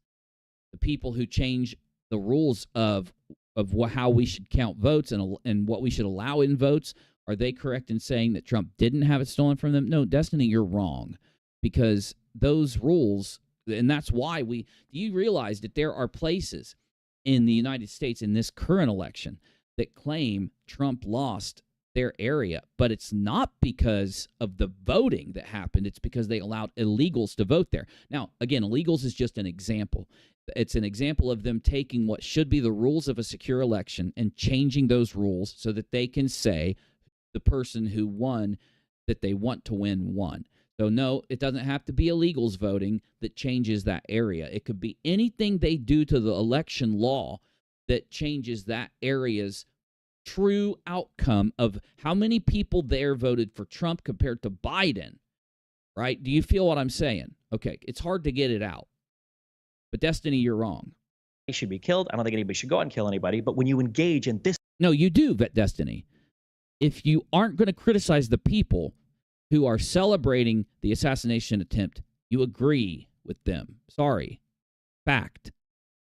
I know you like to change the definitions of words so you can make arguments, but I'm not going to let you. This type of rhetoric, and when you turn the temperature up over and over and over and over again, there is absolutely no room for you to be shocked or surprised. And there certainly isn't room for you to ask for sympathy. But you say, but Destiny, you say you don't want any. No, you're unhinged. If you want to say someone else is unhinged, you need to specify who it is, or specify the people who believe this thing are unhinged. You see, that's how you do it. You, unfortunately, Destiny, are the unhinged one. anybody killed. And yet you say, I don't think I have much sympathy Thank you, Pierce, because that's exactly what I just said. Thank you. about the attempt to chastise people celebrating it. It's people celebrating the near assassination of Donald Trump. If you can't find it in you to chastise people who do that, then you are what Pierce said you are. aren't you just as despicable Yes. as the people you've just spent the last 2 minutes haranguing? Yes. No, he's worse than the people he's haranguing because he is lying about who he's haranguing in order to make them more despicable. And that's what liars do. And there should, you know, back in the day when you had like a pathological liar out there, people didn't listen to him. People didn't validate them. It was immediately, if you could just prove that they're lying about something, you immediately have disqualified them. It is insane, the world we live in now. Because, and I'm using insane not in order to stress it, I'm using it as a accurate descriptor. Because they are insane when they take reality and redefine it or lie about it or whatever it is they do so that they can make an argument. So I hate to do this because I want to keep reacting to this. I want to play a video game, though, so I'm going to go ahead and move along. But here's the deal. I brought Destiny up because I had an argument with him, and I want to make sure that I get back into the swing of things and cover that to some degree, because if I wait much longer, it's going to completely leave my mind. So one of the other arguments Destiny and I had was over transgender people. The reason we did this is any person that got up on his stream who didn't agree with him, he immediately went through this list of things to try and just make them look bad because, of course, he is unhinged and he's not able to actually have real arguments or real discussions. So one of the things he brought up to try to disqualify other people on the stream and then myself was transgender. And he said, so you believe everybody who's transgender should be fired from a job? And I said, no. I believe anyone should be fired from a job if they go in to do that job and there is something about them, there is a quality about that person that causes them to constantly argue with other people, constantly find reasons to argue with other people, yada, yada, yada. And I gave, this very logical and very normal, accurate and reality-based list of things that should disqualify you and cause you to get fired from a job. And then I inserted transgender in there. And I said, a transgender person who dresses as the opposite sex, goes to work, doesn't go around forcing people to pronoun them a certain way, or doesn't go in and use them being transgender as a way to constantly distract from work, they don't need to be fired. The majority of transgender people, though, go into their job, and if somebody misgenders them, that's the word I was looking for, they will cause an argument, cause an issue, cause a scene. And I do believe they should be fired if they do that. And he went off like, oh, my God, you're a bad person. You're evil. And I'd say, no, I'm a good person. I love transgender people. I'm a Christian. I love them enough to tell them the truth, that they need help because they are experiencing a mental disorder that's causing them to break from reality. Now, I know that it's controversial to say that in this day and age, but I'm going to say things that are controversial if they're true. I'm sorry. It just has to happen, and I'm not sorry. I was about to say I'm sorry. I'm not sorry. Why is that? Well, let me explain, because I explained it to Destiny. Throughout the entirety of history, if somebody broke from reality on something, and I thought that I was a bunny rabbit, and I constantly dressed as a rabbit, and if you didn't address me as a rabbit, I would argue with you, those people are mentally ill. And it's the same with gender. It's the same if I think I'm Superman. It's the same if I think I'm a race car. And the thing is, when you allow yourself to use their pronouns, you're validating that break of reality. And you're not doing them any favors. You're actually not showing them any kind of love, because love isn't just this happy-go-lucky thing all the time. A lot of times, if you love someone, you have to make a hard decision so that that person can learn something, or that person can, get better. Let's say you got a best friend and your best friend is constantly yada, yada, yada, but you love them enough to tell them that they're constantly yada, yada, yada-ing. You get me? You do that because you love them. Even if it's going to cause them to be angry at you or have an issue at that, you've got to do it. And that's why when I used to stream, I had rationalized, if people want to be called something different, I'll call them something different. But I realized I'm not doing anyone any favors. In fact, I'm doing the opposite if I use their pronouns. But in the most loving way, I will not use their pronouns. And I will support them fully while not using their pronouns. I will root for them. I will try to help them even. So another issue with pronoun usage, and I'll just lay it on the table now so everybody understands why I hold this opinion, so that if you want to change my mind, you can through discussing it with me sometime in the future if you want to. The main reason that when you use a pronoun, it is not myself. Other than how I dress and present myself, that is the only way I can control how you engender or use my pronouns, because pronoun usage is a form of language. The word gender and engendering isn't this thing where we get to just make up our mind on it and we get to just, tell people, hey, I'm a Zerzim, sorry. That's not how pronouns work. Pronouns, and if you want to prove this, I actually have evidence to back this up, so let me get there. But if I'm going to when I look at you, I have to determine whether you're a masculine or feminine so that I can use the proper words to interact with you and talk with you. Now, normal languages from the past, like Latin, Spanish, and the love languages or the romance languages, whichever one it is, their words changed. Now, I know this because I took 3 years of Latin in high school, and I took French, too, and I just switched from French to Latin because I didn't like it. French, Spanish, Latin. The word itself changes when you're dealing with a masculine or a feminine or a neuter. And this is the same when you're talking about just about everything out there, including hey, what's this? Michael! Oh, my gosh, Uni, how you doing? How are the kids? Merry Christmas to you and Happy New Year. May wealth and prosperity bless you and all you love. Same to you, my friend. I've missed you. I love you. I'm sorry I haven't been around for you, but I'm glad to be here and talking with you guys for a little bit today. Thank you for giving me the super chat, but I want everyone to know you do not have to give me any of your money while I'm here. You never have to, because I have enough. I'm good. So I don't want anyone giving me money and maybe putting themselves in a position. So, but if you do, of course, I'm going to, thank you. And because I do understand the blessing that you give someone else when you do that for them. And thank you so much, Mike. Merry Christmas. Happy New Year. Now, I do want to play a video game. So I'm going to really quickly get past the end of this transgender discussion that I'm having.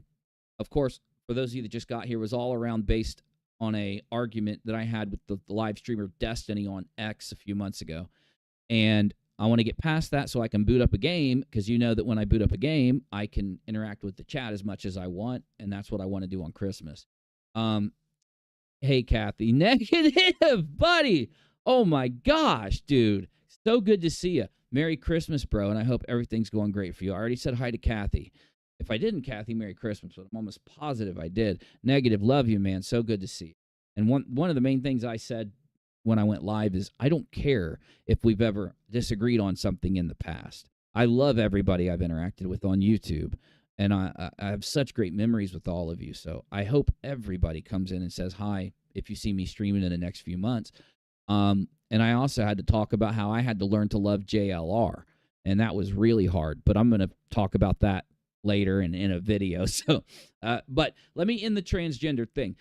I myself will not be misgendering people that are transgender by using whatever it is they want me to use. I'm going to call them what they are from their birth gender if I interact with them, and in the most caring, loving way I will. And I have to do that because now I'm a Christian. I follow Jesus Christ. Speaking the truth and being honest is a completely massive part of Christianity. So let's go to my list. And again, if you weren't here earlier, I'm making a list of what Christians actually believe, not what people claim they believe, because I've noticed that, and one of the main reasons why I am a Christian after finding God, of course, because I'm a Christian, because I found God, and I know that God is there, is real, and I interact with them. I've got the Holy Spirit in me after being baptized. I found God before I was baptized, of course, and I just know he's there. I know it's real. I know it's true. And it's very hard to be able to explain to other people.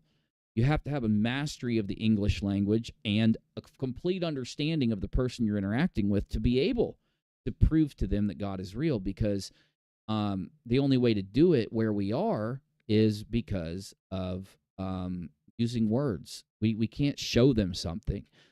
Though, number 3 is that we have to speak the truth. Now, we fail at things we're told to do, by the way, all the time as Christians. None of us expect to be perfect, to follow the rules that we're given all the time. Our God, and let me put this down just so I know it's there, is the God of forgiveness, mercy, and truth. So, I mean, it's just a very massive forgive. Going great. Missed you too, buddy. So good to see you.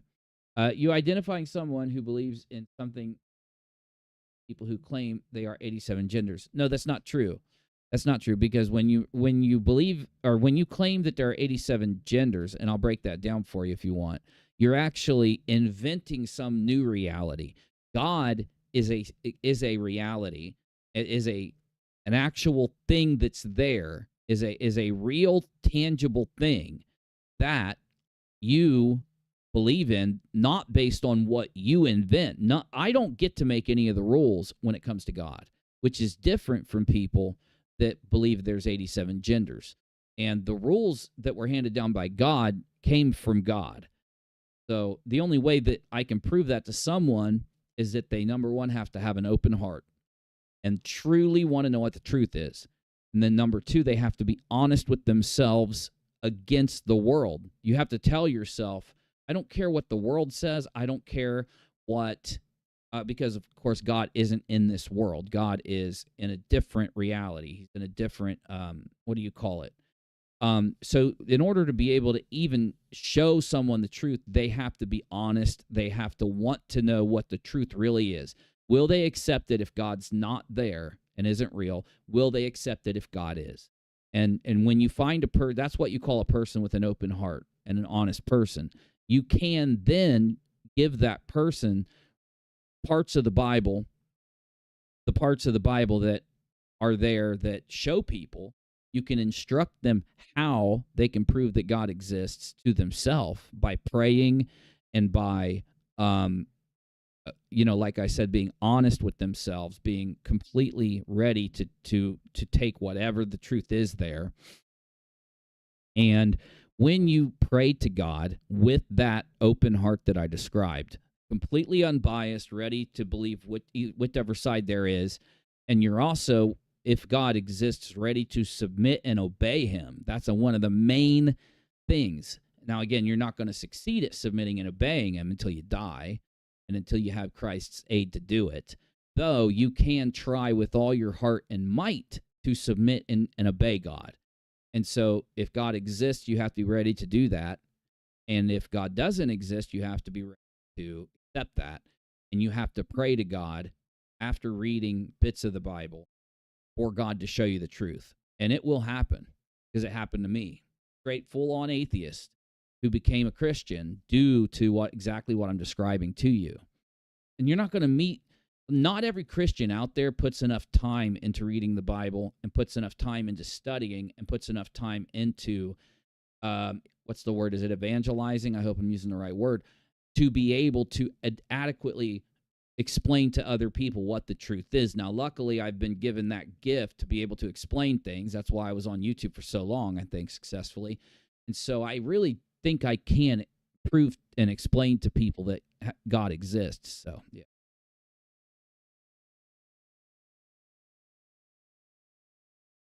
People who believe that there are 87 genders don't care if you don't believe them. Why don't you respect their beliefs? I do respect their beliefs. I am all about freedom. when that's another thing that in the Bible that it's referred to as free will, but what you'd say as a person who's just basically trying to describe it in this current time, not using old text or old language or old words, is I'm all about freedom, and I respect your ability to choose to go around pretending you're a bunny rabbit, though I don't support it, because I do love people enough to tell them what the truth is and try to show them that truth. Get me? But real quick, I'll write this down and then I'll read the chat. So if you have any other criticisms, put them in there. We have to speak the truth as Christians because God is truth, light, and other things that'll come to me later. And then number 4, God is the God of forgiveness, mercy, and truth. And I'll break those points down very quickly in just a minute. So I want to make sure I've got this all out of my head and I don't miss anything here. So let me explain each point that I have up here. And let me make sure that I don't have a 0.5, and then I'll hit the chat. So God is love. And what that means, because a lot of times people they don't care to really try to understand you, or if you don't use the perfect verbiage, they're not going to care to try to think, what are you trying to tell me, so that you can interact. And there's a word for that. It's not coming to me. It'll come to me later. God is love means that God, his number 1 commandment is the next part. God demands us to love everyone, every human, including family members and enemies. But there's a caveat, because a lot of people will think that means I have to love someone's actions or beliefs or sins, and I not only don't, I'm commanded not to. I hate sin. God hates sin. But the reason God hates sin is because, and wickedness and evil, it's the opposite of love. And God is the God of love and mercy and truth. When you find God, you realize that the reason that God excludes us from certain things is because those things are bad for us. Engaging in those things not only can be bad for us, but it could go even further than that, and it can destroy your soul. So that's another thing that Christians believe. We have a soul, and that's kind of hard to describe to someone else, because you're going to take your definition of soul instead of what I'm trying to communicate you a soul is. So let me describe that real quick. A soul is a spiritual you. And then you have a physical you, okay? And then you'll think I'm just talking about your body. I'm not. So you have this brain and these impulses and these things that are you, but they're only there, and they only, your electrical impulses in your brain only happen the way they do because you are connected to a spiritual you. You have both, a physical and a spiritual, and they're very similar. So if you starve the physical body, you will, see an effect on it that's very similar to what happens when you starve the spiritual body. If you destroy your soul constantly, then you will get a soul that's very similar to a body that has been abused and beaten and battered and destroyed. So the way you destroy your soul, though, is to interact in sin, wickedness, selfishness, evilness, and those things that you are excluded from doing as a Christian. So that's what Christians are trying to explain to people, so that they understand that when I was baptized, I went into the water, and how the Bible describes it, and this is the only way I know how to communicate it to you. You go into the water, and this old man dies, just like Christ died on the cross. It's compared to Christ dying on the cross. When you come up out of the water, you're being reborn like Christ was when he came back to life on the 3rd day. So those comparative points really express to you what's happening when you come up out of the water in baptism, after you truly submitted and obey and believe in God. See what I'm saying? And the thing about baptism is I was shocked at the effect that it had on my soul, because my soul was completely battered and destroyed and just almost gone from experiencing the military, becoming a soldier, being taught and trained to kill and do all the things I had to do there, experiencing being a drug addict and all of the things that had happened not in the military. You get what I'm saying? And all of those things and all the sin and wickedness and things and selfishness about myself just battered my soul to where I don't even think I felt like I had one. I was just a robot, kind of. And then but the minute I came up out of the water of baptism, I could feel and tell that my soul had been refreshed exactly as Christ's when he was risen. And this is me, basically I had first started studying the Bible, I had first started understanding the truth, and I hadn't been experiencing it for that long. And, it's a very profound thing. So make sure that I add number 6 here. We believe in baptism and full immersion with, I'll put it down, preparedness.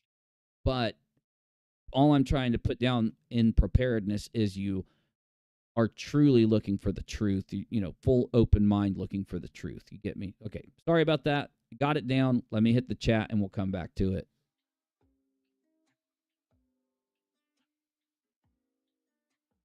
Gender is something that can be falsified. Well, it is falsified if you are not using the word gender in the term of language. So again, the way we can understand it the best is to look at those languages that are out. Sorry, we can't have a song with words. It's hard to do it. It has to be musicals. The way you can kind of communicate it to people nowadays very easily is to compare it to the Romance languages, where everything has a masculine, a feminine, and there are a few neuters in there depending on the language you're using.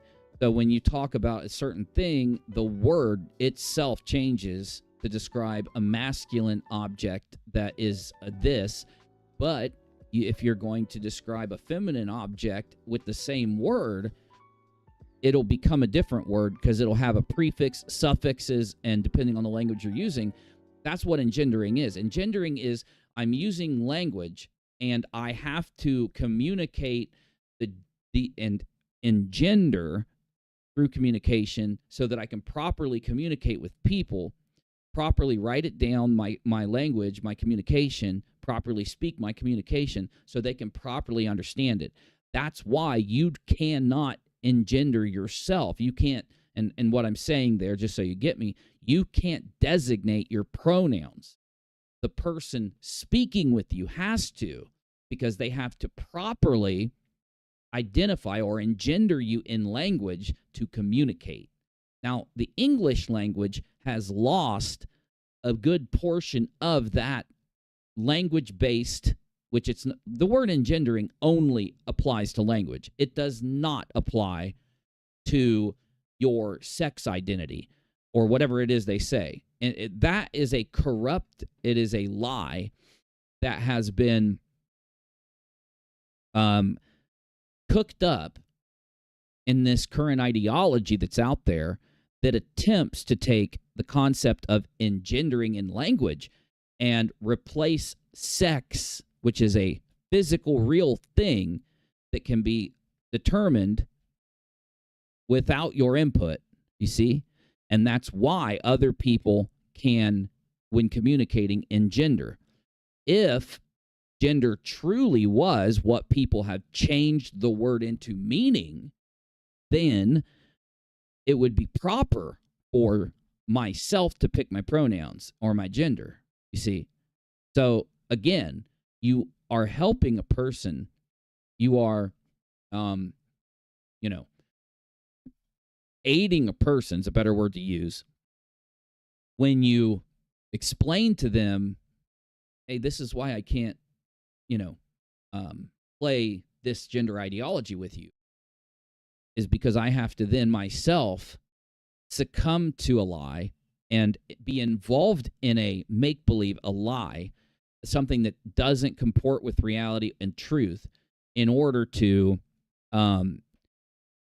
start to use your pronouns. I have to switch the truth of language so that you can say that now gender and sex are different when they're not. They're the same thing. And it's just that engendering is how you involve sex into language so that you can properly communicate. And it's hard to say that because it's such a simple part of reality. If you've ever taken Spanish or French or Latin or any of those languages that where engendering are built into it, you have to understand that concept, because that's truly what gendering is, not what the English language losing some of those characteristics and then only having a base form of engenderment. Hey, you, or you're a she, or you're a he. Now it's easy for people to twist that into their narrative, right? Okay, you follow me. I hope I've said. It's about reality, not beliefs. Redefining terms. Okay, I just mixed Randy into negative. Okay, it's about reality, not beliefs. Redefining terms is the only way the gender debate is possible. Yes, negative. It is. Thank you. Very well put, because, again, it's very hard to communicate this to other people in a way that they can actually understand if they've succumbed to progressive or ideological, it's hard to communicate with them. Again, they've changed the way they look at communication so that they can create this gender thing. And that's what causes the breakdown of communication when you're talking with them, to be able to communicate it. So that's a good way to put it. Randy says the existence of God cannot be scientifically. I never said it could be scientific. In fact, I don't believe it can be, scientifically verified. But you have to understand what science is and understand that science and God are two things that go together hand in hand. They're not at odds with each other like the current paradigm of our school system and our country. They've got this paradigm going on where they incorrectly and falsely claim that science and God are at odds with each other or something like that, and that's just not true. Science and God fit hand in hand because God is the creator of science. God is the creator of these physical processes that are in the universe, the laws that are out there. So I get what you're saying to an extent. Let me finish your sentence here. These cannot be scientifically verified any more than the claims of atheism. No, see, that's the thing. It can be verified, but not in the way you believe science works. You see what I'm saying? Unfortunately, in the same way that the people who've been affected by gender ideology, or the way they change their ability to communicate and think about things because they've succumbed to that ideological change, you have created. Well, I won't say you, because I'm making an assumption saying that most people out there that aren't religious based, so most atheists, I'll say, believe that, in fact, they worship science, because what they've done is conflated science into something that it's not, and they've conflated religion into something that it's not, instead of keeping both things honest, to where you then can actually make a factual judgment about whether God exists or not. And only that when you see the truth about what science proves and what science is, and you see the truth about what religion proves and what religion is, and what history proves and what history is, and I could name a lot more things, can you then educate yourself and understand where you've gone wrong in your assumptions about science. Not you as Randy, you as those atheists. Because Randy, I don't know you. I'm not trying to, put scripture onto you. Adults are free to do what they want. Asking second graders what their gender is crossing the line. Minors also shouldn't be allowed to transition regardless of having guardian permissions. I agree with you completely. And those of us that are religious understand why that's happening. It's happening because Satan because the forces that are of the world, of course, Satan being the ruler of this world, has made it that way. And Satan always targets the weakest out there, the ones that, we as adults we don't let kids smoke cigarettes. We don't let kids drink beer. We don't let kids, we consider it child abuse if you sit down with a bag of cocaine and sit there and cut it up in front of a kid and explain the entire drug trade to a kid. That's child abuse. Though, at the same time, knowing that a child who hasn't hit puberty, not even then, because it should still be years after they've hit puberty, they shouldn't be exposed to sex. And yet what we're doing is taking very minor kids and exposing them because, again, they use gender as, we're not talking about sex, we're talking about gender. Factually and provably, sex and gender are the same thing. And so when people talk to kids about gender, they are truly talking to kids about sex. So even if they themselves, due to an ideological flaw, convince themselves that they're not talking to kids about sex because they're talking about gender, it is not true. And they are abusing kids. You are absolutely right. Some think that indoctrinating children into religion is child abuse too. That's because they don't understand religion, right? They're very uneducated. And I know that's why you said some think. But no, see, when you understand truly what science is, and I'm so glad you brought that up, and you truly understand what religion is, then you can break these things down so quickly and handle them, truly, in a true way, I should say. When I'm saying truly, as in a true way, and not in a lie, not with a lie. You handle them the true way. So, are there religions that if you indoctrinate a child into it could be child abuse? Absolutely. There are sex-based religions out there. In fact, there are religions in the Bible that God, I said religions, so there are groups of people that practice a religion in the Bible that God had other people destroy. And the reason why is because they were practicing child abuse. They were practicing, their entire religion was based on sex, and they involved children into it. And also, they were sacrificing children. And that's why God had that group of people handled, as you'd say, exterminated. And there's a man that was talking to Cliff, I forget his last name, but he's a popular dude on YouTube, and he was trying to say that God is evil because God had this entire group of people murdered and destroyed. And God isn't evil for that because they were wicked, evil people. And God judging a group of people, in fact, that's what's waiting for everyone at the end of our lives. And this is a concept not just believed by Christians. This is a concept believed by Zoroastrians, Egyptians, and I could just go down the list. Now, Zoroastrians being one of the oldest religions that we know about, all the way up to Christianity and the Abrahamic religions, and so many more. Egyptians say that your heart is weighed on the scales of justice against the feather of truth. All of these things are the same concept, the judgment. And yes, we all will be judged. Absolutely. Those religions didn't have that wrong, but they did have other things wrong about religion. That's why I believe the Jews were the chosen people, because they actually were able to take, because of their uprightness in the way that they conducted their daily lives and their communities, they were able to take God's information, God giving information to man, and keep it perfectly written down so that it came from God. When you change what God gave man, it's not God-given at that point. And that's what a lot of other religions did. And God wrote all of those things on man's heart. You find out all of this information in the Bible when you finally read it. And you finally actually study it so that you understand the things that you're bumping into here. You understand that religion is a very deep thing. It's a thing you study all day while you're awake.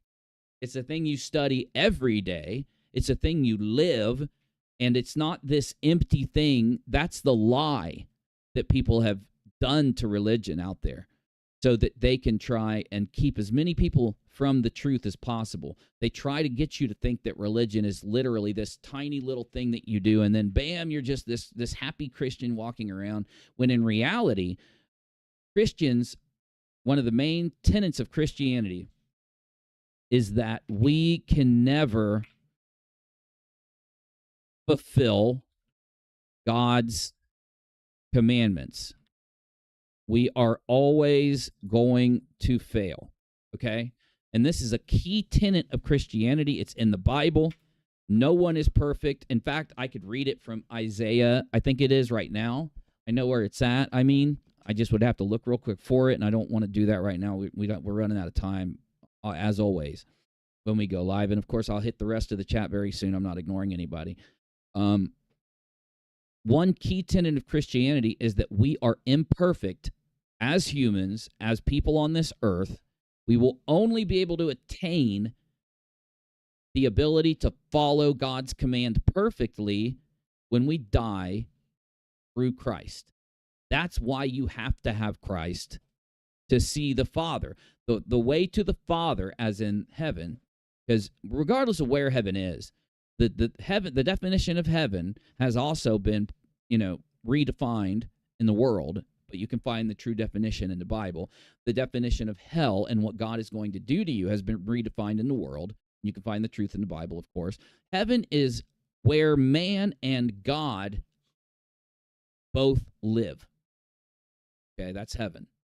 Hell is permanent separation from God, and earth is where you and I are because we failed, because we cannot follow God's law, because we cannot do what we promise to do. If you could, I don't care if you're an atheist, I don't care what you are, who you are, what religion you are. I don't care who you are, when you lived. You could stand in front of God right now. God would say this to you. He'd say, I have laws. Those laws and commandments are there so that we all can get along in heaven, so that everybody can experience heaven. Because if you break this law in heaven, and let's say I lived with 50 other people, negative exponents is there, God is there. If I steal from negative exponents, every one of the things that is sin and wickedness that we're not supposed to do would turn heaven into not heaven for anyone living there. So on the earth, you have to come to a realization that you want to follow God's law and you want to go to heaven. You don't want to be stuck on this earth. You don't want to go to hell. You want to go where God is, because God is the creator, and he can create things that are so perfect and gorgeous. Everything he creates is perfect and gorgeous to the point that he can give you everything. Nothing is impossible with God. That's in the Bible too. So, what's the problem? Why can't we see God now where we are? Well, people lied to me and said, because God doesn't exist, because it's a fairy tale, until I read the Bible. The God is hiding his face. That's the way the Bible describes it. Now, again, that's the way it's written if you directly translate it from the Greek or from the earlier writings into our language. So you have to really, that's why you have to study it so hard, because language is so based on what you understand and what you've been taught, and that's why you have to really study English. You got to really study Greek or Hebrew or whatever part of the Bible was originally written in. You got to really understand what terms meant back then, so that you really can read it and then understand what it's been trying to say to you. So God is not with us on the earth because he's hiding his face from us. Now, if you want to understand everything in that Bible, now, I don't say everything. If you want to understand the logic of that Bible very easily before you would even delve into it, you just have to study benevolence. You got to study it and understand that God is benevolent and that he is all good. He is, and now, if you're benevolent, you will come to in studying benevolence and thinking about it logically, you will come to a very basic realization about benevolence. If I, being benevolent, let you being in heaven around me. Again, heaven is just where man and God dwell together. So if you're there and God's there and God allows you to commit a sin, God must destroy you or destroy that sin, or he isn't benevolent because he has permitted the sin, a sin being this unjust action against another living person, right? Community of people, for yourself. So again, God being benevolent, you can come to logical concurrences that when you read the Bible, you're going to be like, oh my gosh, it's the truth that God is benevolent. We aren't benevolent for whatever reason. Is it because we, it says in the Bible that we are not benevolent because we choose with our free will, and God loves us enough to give us that free will. We choose to sin. It's so easy to grasp, and that's the thing. That's why I want to make a list of what Christians actually believe so that people can look at it and they can stop making assumptions based on Christians out there who, again, every Christian can't, live Christianity perfectly. If we could, then because that's what Christ did, we can't do it. That's why we have God hidden from us in the first place. So we have we are always going to fail. And then number 8 would be God has hid his face from us because of our free will, aka us committing sin, evil, wickedness. And that can even be in your mind. Like, you got to understand what I'm trying to say here. You got to understand the concept I'm trying to communicate. Okay, he hid his face from us. And once I understood that God does exist, there is a very logical reason for God existing and a very logical reason why I am not around him right now. And then you got to understand why you're here. Let me put that down because it's a key tenet. We aren't with God. We are on the earth because so that we have a chance.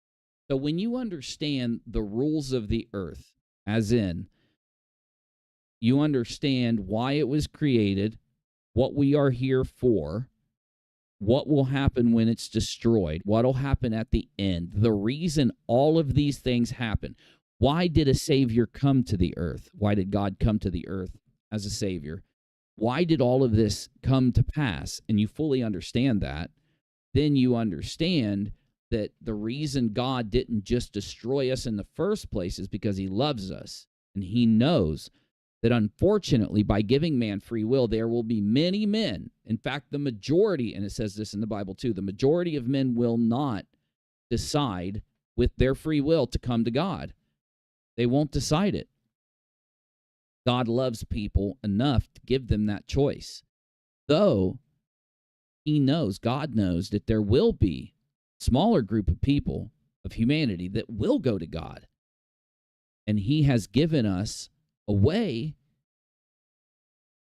to be able to be with him. And that's Jesus Christ. That's the Savior. That's God saying, what is Jesus? Loving everybody, repenting. That when you mess up, you have a desire not to mess up again, and you have a desire not to mess up in the first place. You also have a desire and live a life where you're going to repent for any bad thing you do.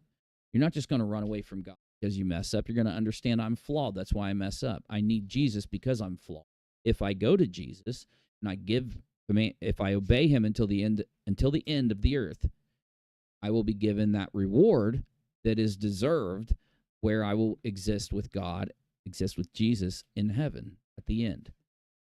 There will be a new earth. There will be a new heaven. These things will be made anew. And the new will be like the old before man fell. And that's fully explained in the Old Testament. It's really hard, really long. I'll give you the short version. God created the earth and he created man, and man eventually decided that they were going to do evil. They decided to fall. And because of that, God said, okay, well, I can't save all of them, but I can save a large number of them. So I'm going to take the ones that will desire to live with me and live the right way. And the only way you do that is by listening to God, obeying God. I will give them that chance. So when man fell is when sin came into the world. That's when the curse of sin, it's called the curse of sin, came into the world. That's where cancer comes from. It's where death comes from. It's where carnivorism comes from, where you eat meat, where animals eat each other. It's where all these horrible parts of reality come from. It didn't come from God. It came from man's decision to, Now you'll say, but why does it have to be that way? And that's what I thought in the beginning. That sounds kind of crazy. It's not. It's logical. Again, we're here, and God has created a realm where we are given an opportunity to fail until we can repent and do good and hold out, so that in the end of this second chance earth that he's given us, we have to live around that falling of man, that sin, that curse, because of our decision. And if we can survive that, if we can succeed it, then we can be given that second chance to go. And once you understand that, you say to yourself, okay, that sounds, hard to understand, and that's Notepad Plus. It saves whatever I put on it. So I have it. Don't worry. If you don't have Notepad Plus, you're crazy. You need it. Once you understand that, the only way that you can prove to yourself whether it's true or not, number one, you have to have an open heart. You got to be willing to accept it if it's true, and you got to be willing to reject it if it's false.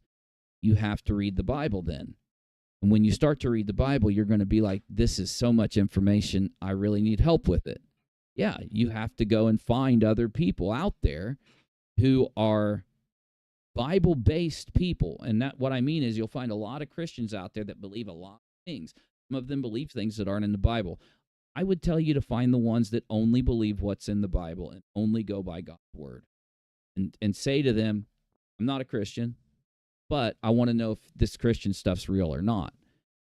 And they're going to sit down with you and show you parts of the Bible that you need to read and understand so that you can make up your mind whether it's true or not.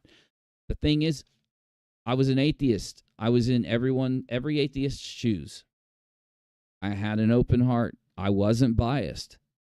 So I went and did it. I'll tell you now, it's true. It's real. It's absolutely the truth. Let's see if we got anything else before I end this.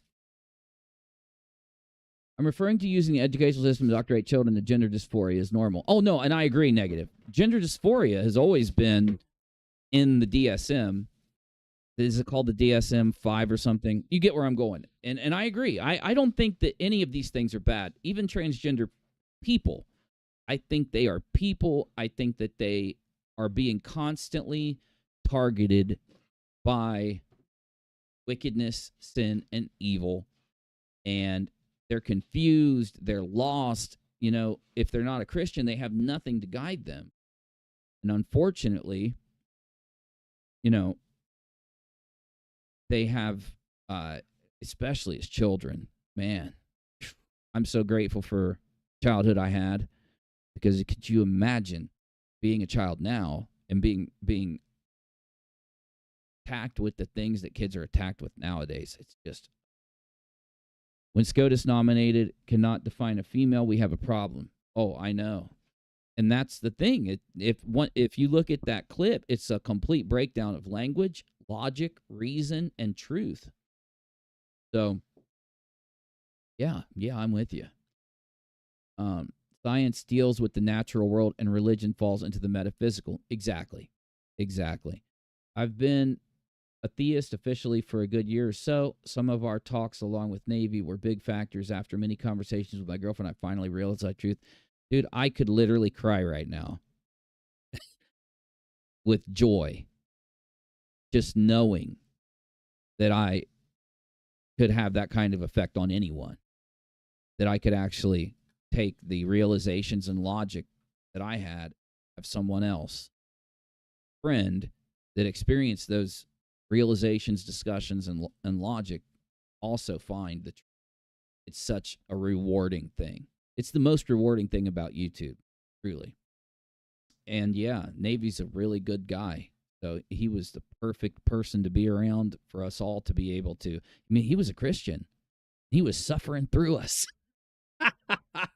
Now I understand why he did. You know, you got to be a good dude to do that, because it was a hard road. But man, to know we made it, to know it's true. I mean, it's so hard. You know, you hear about people trying to debunk the Bible, and you know, just as well as I know, just as well as everybody knows, you can't debunk it. And that's because it's, number one, it is true. Also, science is true. Well, you could say science is false, but science is true. The only reason I say that, I'm loading a video game, by the way, Stalker 2. The reason that I say science is false is because what science does is it constantly improves itself to be able to truly describe reality, to be able to truly describe the physical world, you know? So, of course, science is going to have a lot of, and why won't my game? Science is going to have a lot of things that change about it as time goes on. There we go. Now we got her. Got to go to the gaming room. Yes. Okay. We're going to try a game capture.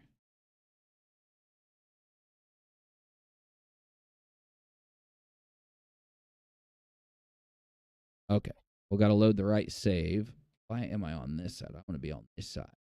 Need the live chat. Let me get it. Add browser source. Listing, which is a live chat.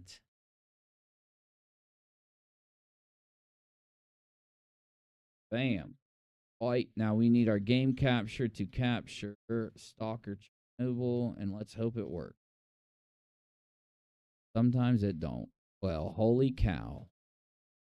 Holy cow nuts. Okay, so here's the deal. I got to change the display settings on Stalker really quick. Just give me a moment. I mean, negative, yeah. I mean, you were an instrumental part in me realizing the truth too, because you had the same kind of questions and thoughts and realizations I did. And, oh, man, it's so crazy. But being Christian now, you know, it's why taking Christ, being a Christian seriously, is why I had to take a break from YouTube, because I do need a foundation to be able, man, my fans just kicked in. Ooh, my 4090's heating up. Woo! But you have to have a very strong foundation, or you could give false information to people. And I've spent all of my resource, my mental resource, physical mental resources, preaching and studying and reading and learning about it. And that way I could come back to the internet and face people out there that the honest people are not hard to face and describe this stuff to and talk to. Dishonest ones, those are the ones that are going to, be a little hard to deal with. They're the ones that are going to make it hard to get the truth out there to people. And then on top of that, we know that there is an evil force that is on this earth that wants as many people as possible to believe the lies of the world instead of the truth of God. Okay, option. Let's get it. Graphics. No, it's going to be display. Okay, 4090. We want windowed mode. We want 340 by 1080. Okay, we don't want that. We want 5120 by 1440.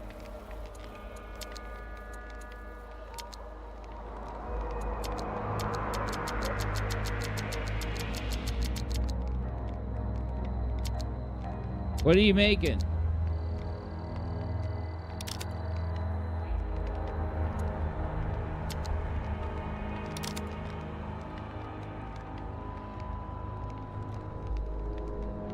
Okay, we got a, okay, oh, perfect. Okay, good. See, my screen is very long. So the game is in the middle. OBS is over there. The stream and the chat and all that's over there. Let me go ahead and link these two together. Oh, no, don't do that. No. There we go. Let me put myself kind of up at the top, and we'll put the chat like right over here. There we go. I mean, that'll just help us out a little. Let me get my stream information right here with my chat. All right. All negative. I'm with you, buddy. I got to get my audio levels done real quick. I apologize. I'm with you. It is so obvious now. It is incredibly obvious now. Oh, I did that wrong. Oh my gosh. I'm streaming, so I got to do it in here. All right, we want the sound to be about 50. Excellent. And we want... Get loaded up, boy! This game is so good. It's called Stalker 2. So good. Oh, wow. Crazy. And the graphics, too. Ooh. We're going 60 frames a second, but unfortunately, this is my 1440p is going to have to go out to you guys at 1080p. I am going to try to stream in 1440p next time. Oh, perfect. Oh, yeah. It looks great over there. Let me see what it looks like. I got my stream right here. After a look. I have some I have a bit of radiation. I'm gonna have to drink some vodka to get rid of it. There we go. Need a drink? Here's what I got.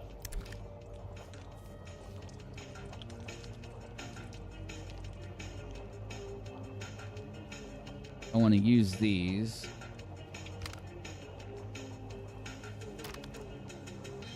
Oh, he won't buy the red ones.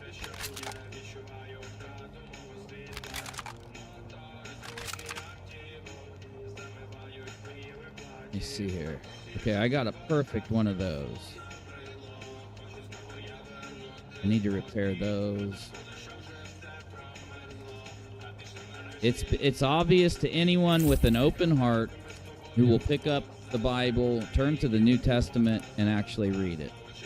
It becomes very obvious. Dude, what will you give me for this? Oh my gosh, I need that money. I'm gonna have to go ahead and sell my artifact because I need the cash that bad. If you need anything, stop by. Shut up! You know what I need? Oh, I need to get to a different city or a different town, man. This is like single-player Tarkov if there's a bunch of crazy stuff going on, and you'll understand what I'm talking about crazy here in just a second. Need some help, Stalker? Yes, I do. Well, show me what you've got. This guy supposedly I can repair my stuff some.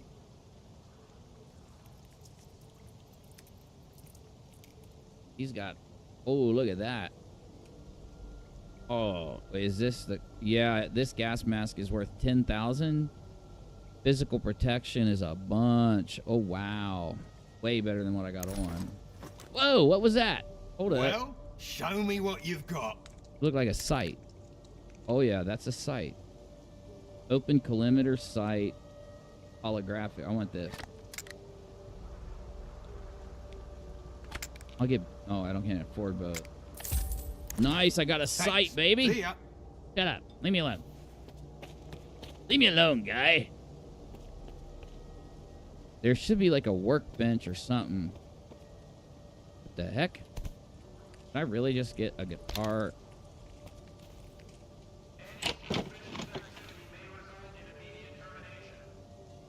Oh, yeah. I've got these guns I'm saving.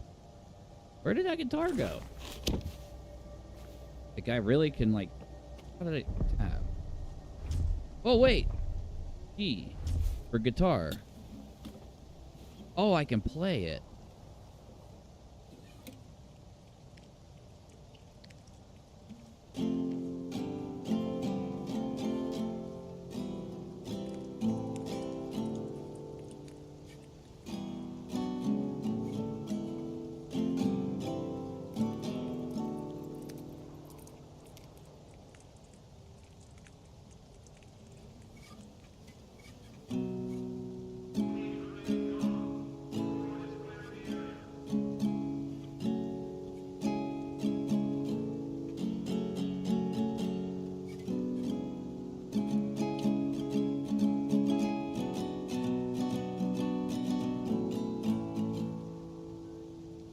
It's funny, back in the day while I watched Uni in front of my young son, I said, it's all right, Uni doesn't cuss. And seconds later, I don't cuss now, though.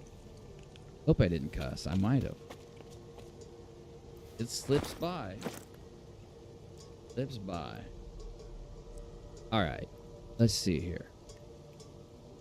We need to get rid of these red guns. I guess I'll just throw them on the ground back here because I don't want to just lose them. I have 2 of those? Holy cow, man. And I'd like to get this fixed and use it. I need to get a lot of stuff fixed. Where do I fix my stuff, dude? I know there's someone I talk to fix my stuff. Hi there. Did you want something? Bro, you are freaking me out, man. That's all I wanted to know. I hope it was helpful. I hope it was helpful. Well, yeah, I mean, you didn't really say nothing, bro. Maybe, okay, that's one. Wait, okay, here, map. Okay. You got water tower. Okay, I'm here. There we go. Bed and private box. There's the technician. Okay, so I'm facing him and he's in the next building. Right. Yeah. Need anything fixed? Come on, speak up. Yeah, here he is. Tell me what you need, and I'll see what I can do. Oh my god. So we want this AK fixed. He wants 3,000 to fix it, dude. Oh my heavens, he wants a lot of money to repair.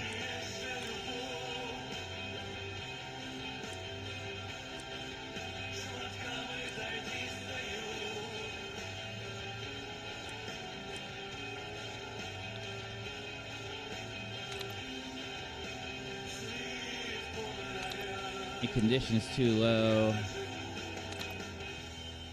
Oh, a choke. So this is how you up.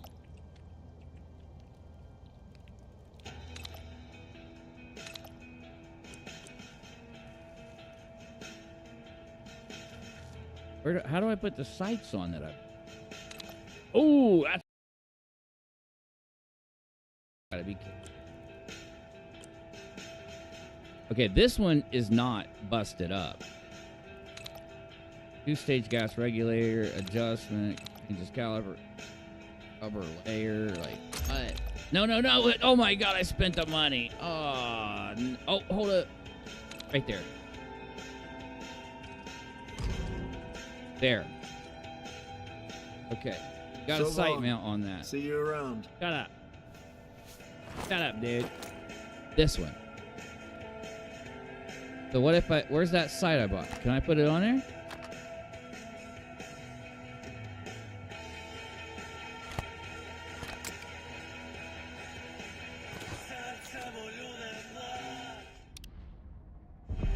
Oh, give me a minute. I'm gonna get this. I'm gonna figure this out.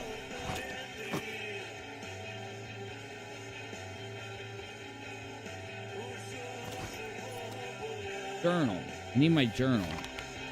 There we go. Upgrade. Okay. Viper.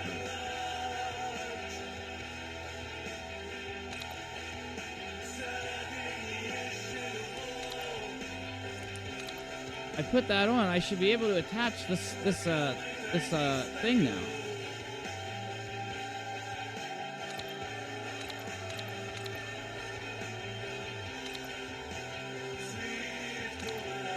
Allows the user to attach a range of scopes to the weapon. Okay.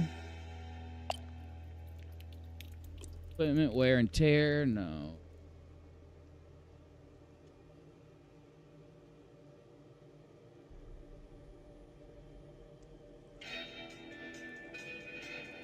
Repairs and upgrades. Okay. When you want to have a technician speak to them, choose the desired action menu. There's required coupon for service. They don't work for free. 40. Okay, where is that dude at now? It was him. Oh, he's only got one leg. Need anything fixed? Come on, speak up. Tell me what you need, and I'll see what I can do. All right. Supposedly, I can put a sight on this somehow. I already got this scope mount on here.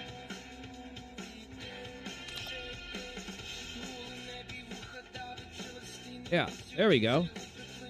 It's on.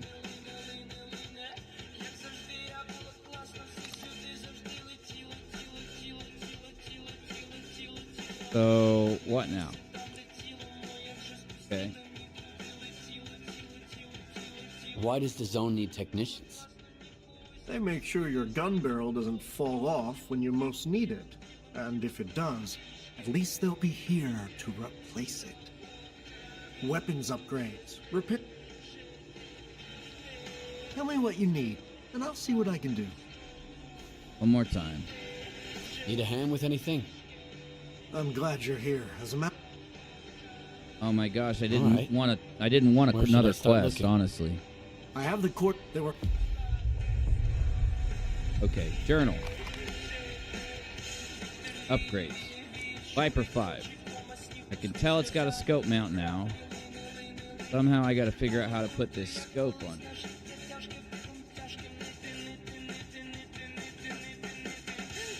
Sorry, I got to reload my stream. It somehow said that I was out of memory for my... Oh, it's back. Never mind. So, one more time now that we got the mount showing on it. Yeah, there we go. Bam, baby. See, I knew it. I knew if I just tried.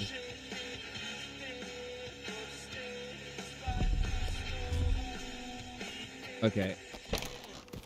Pull out your gun, bro. Oh, I got a scope. Oh, I got a scope. Yeah, boy. Now, where are we going? That's the question. This game is so crazy, y'all. Like, it's cray-cray. We got to go down here and deal with this stuff. There's a stash. We want that. Let's go get that stash. First off, though, we got to save. So I got to hold function. Saving. Bam. We're going to head towards this stash and hope it's got something good in it. Now, we got to watch out for anomalies.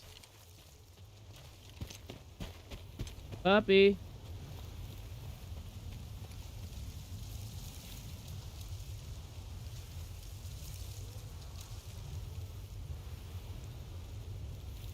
Pretty guy. Oh, there's an anomaly right there. See that? Let me show you the anomaly. Okay, we use bolts and we throw them to make sure we don't step on an anomaly because it'll kill you. So if you trigger that anomaly... Oh, there's people. They're walking straight towards the anomaly. Is it going to kill them? They're green when I look at them, so they must be cool. What are they doing to this? Are they walking around the anomaly? Because when they die, you can get their stuff. I know I sound like a... Let's see what he says. Talk to our boss. Talk to our boss. Talk to our boss. Talk to our boss. Now, another thing we can do is pull out this, and if it lights up, we can find an artifact. And artifacts you sell for a lot of money, but they're hard to find and they're hard to get. If you have Game Pass, you can get this, like... Dude, it's saying I'm using 0% of my CPU usage. How is that even possible? Oh, okay. Past Son says, hi there, Merry Christmas and Happy Holidays. Right back to you, buddy. Right back to you. Glad to see you. We are having a little bit of buffering, just so you know. Now, I can't even get close to that thing or I die. That thing is crazy. See what it does to the trees? Like this, the game graphics are so good.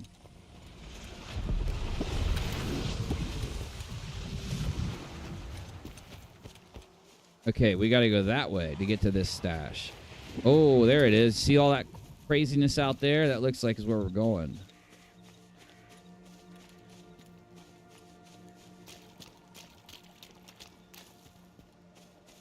Look, there's a tower there. I bet we need to search that tower out. We barely have any ammo, any heals. There's something mean coming. hurt. I'm hurt. Oh my god, there's a bunch of them. I'm gonna die. What is my button to heal? I forget.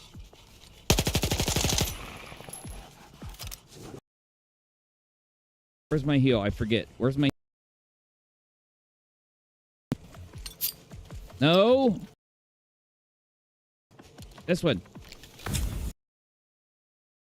Get ahead of them to reload. Like Tarkov, you can't run and reload. You have to walk slow. See how... Okay, there's a stash up here. We can try to sneak, and hopefully these monsters won't... Oh! Oh my gosh, look at that.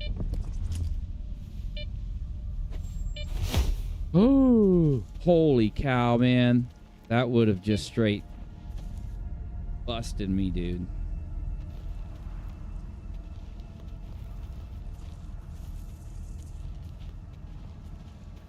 Bubby, what's wrong, pup? Come here, Bowie. Okay, Dash is up here somewhere. See? We'll go out in just a minute, okay? Just hold on. I'll take you in just a minute. What the heck is... Ooh.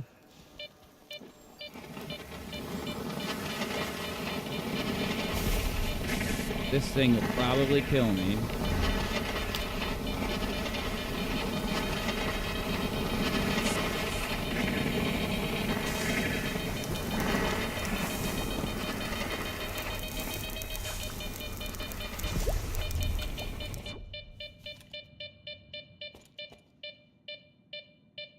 Enter code.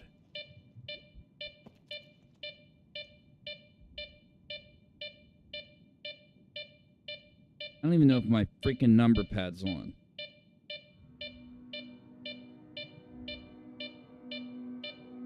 Here. Oh! My control's working? Well, it had to, because it just fired. Pad in here. There we go.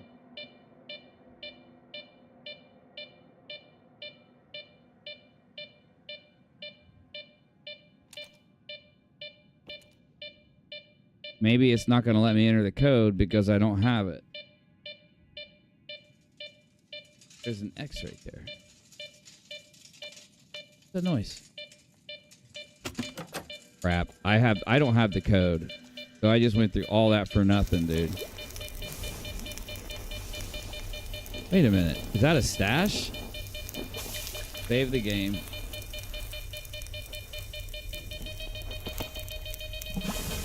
Oh, it is a stash.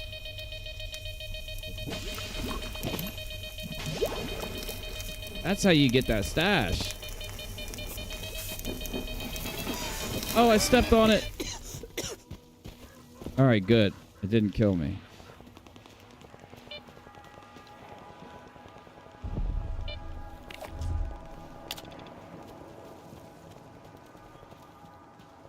Okay, I think we got the stash we were looking for. Oh! That's a shotgun. Oh, that's close. They're throwing it at me. They're attacking me.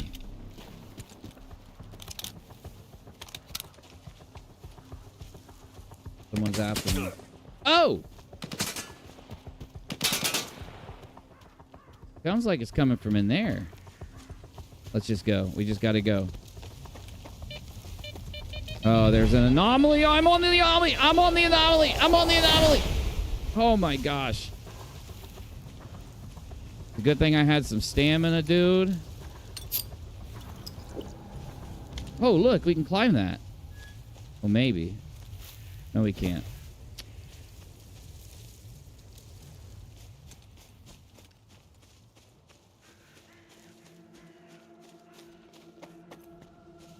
Alright, can't get in this way. There has to be a way. Whoa! Anomaly. Big ol' anomaly. Holy cow. Okay, we can get in here somehow. We just... Oh, wow.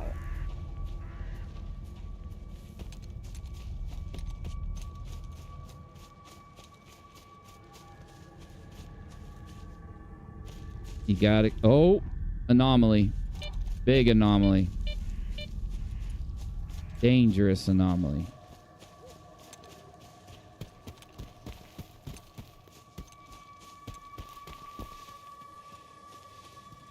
Oh. Something's telling me.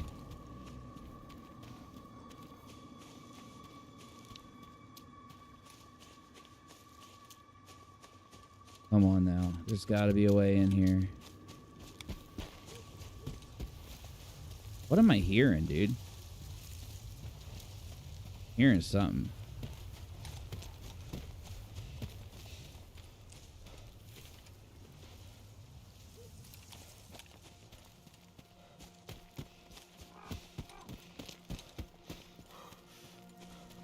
I wonder if the way you get in here is through that underground area.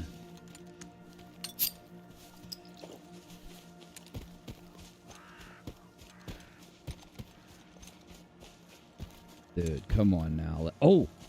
Hold on. I wonder. Oh, yeah. They're enemy.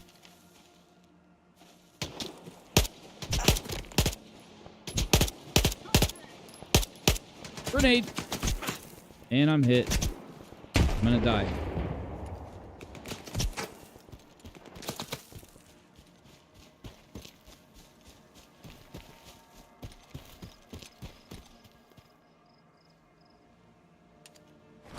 Lordy.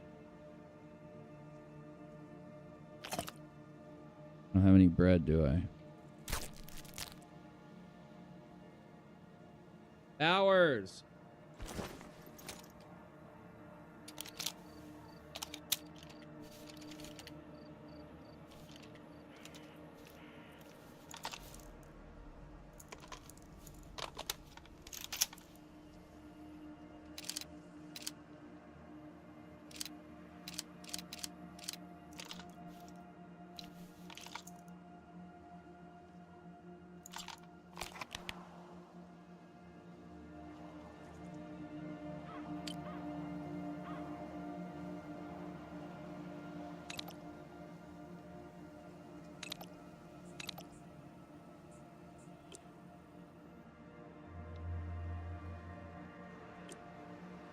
Dude, you can edit your gas mask? No way. What the heck? Dude, you can do your suit.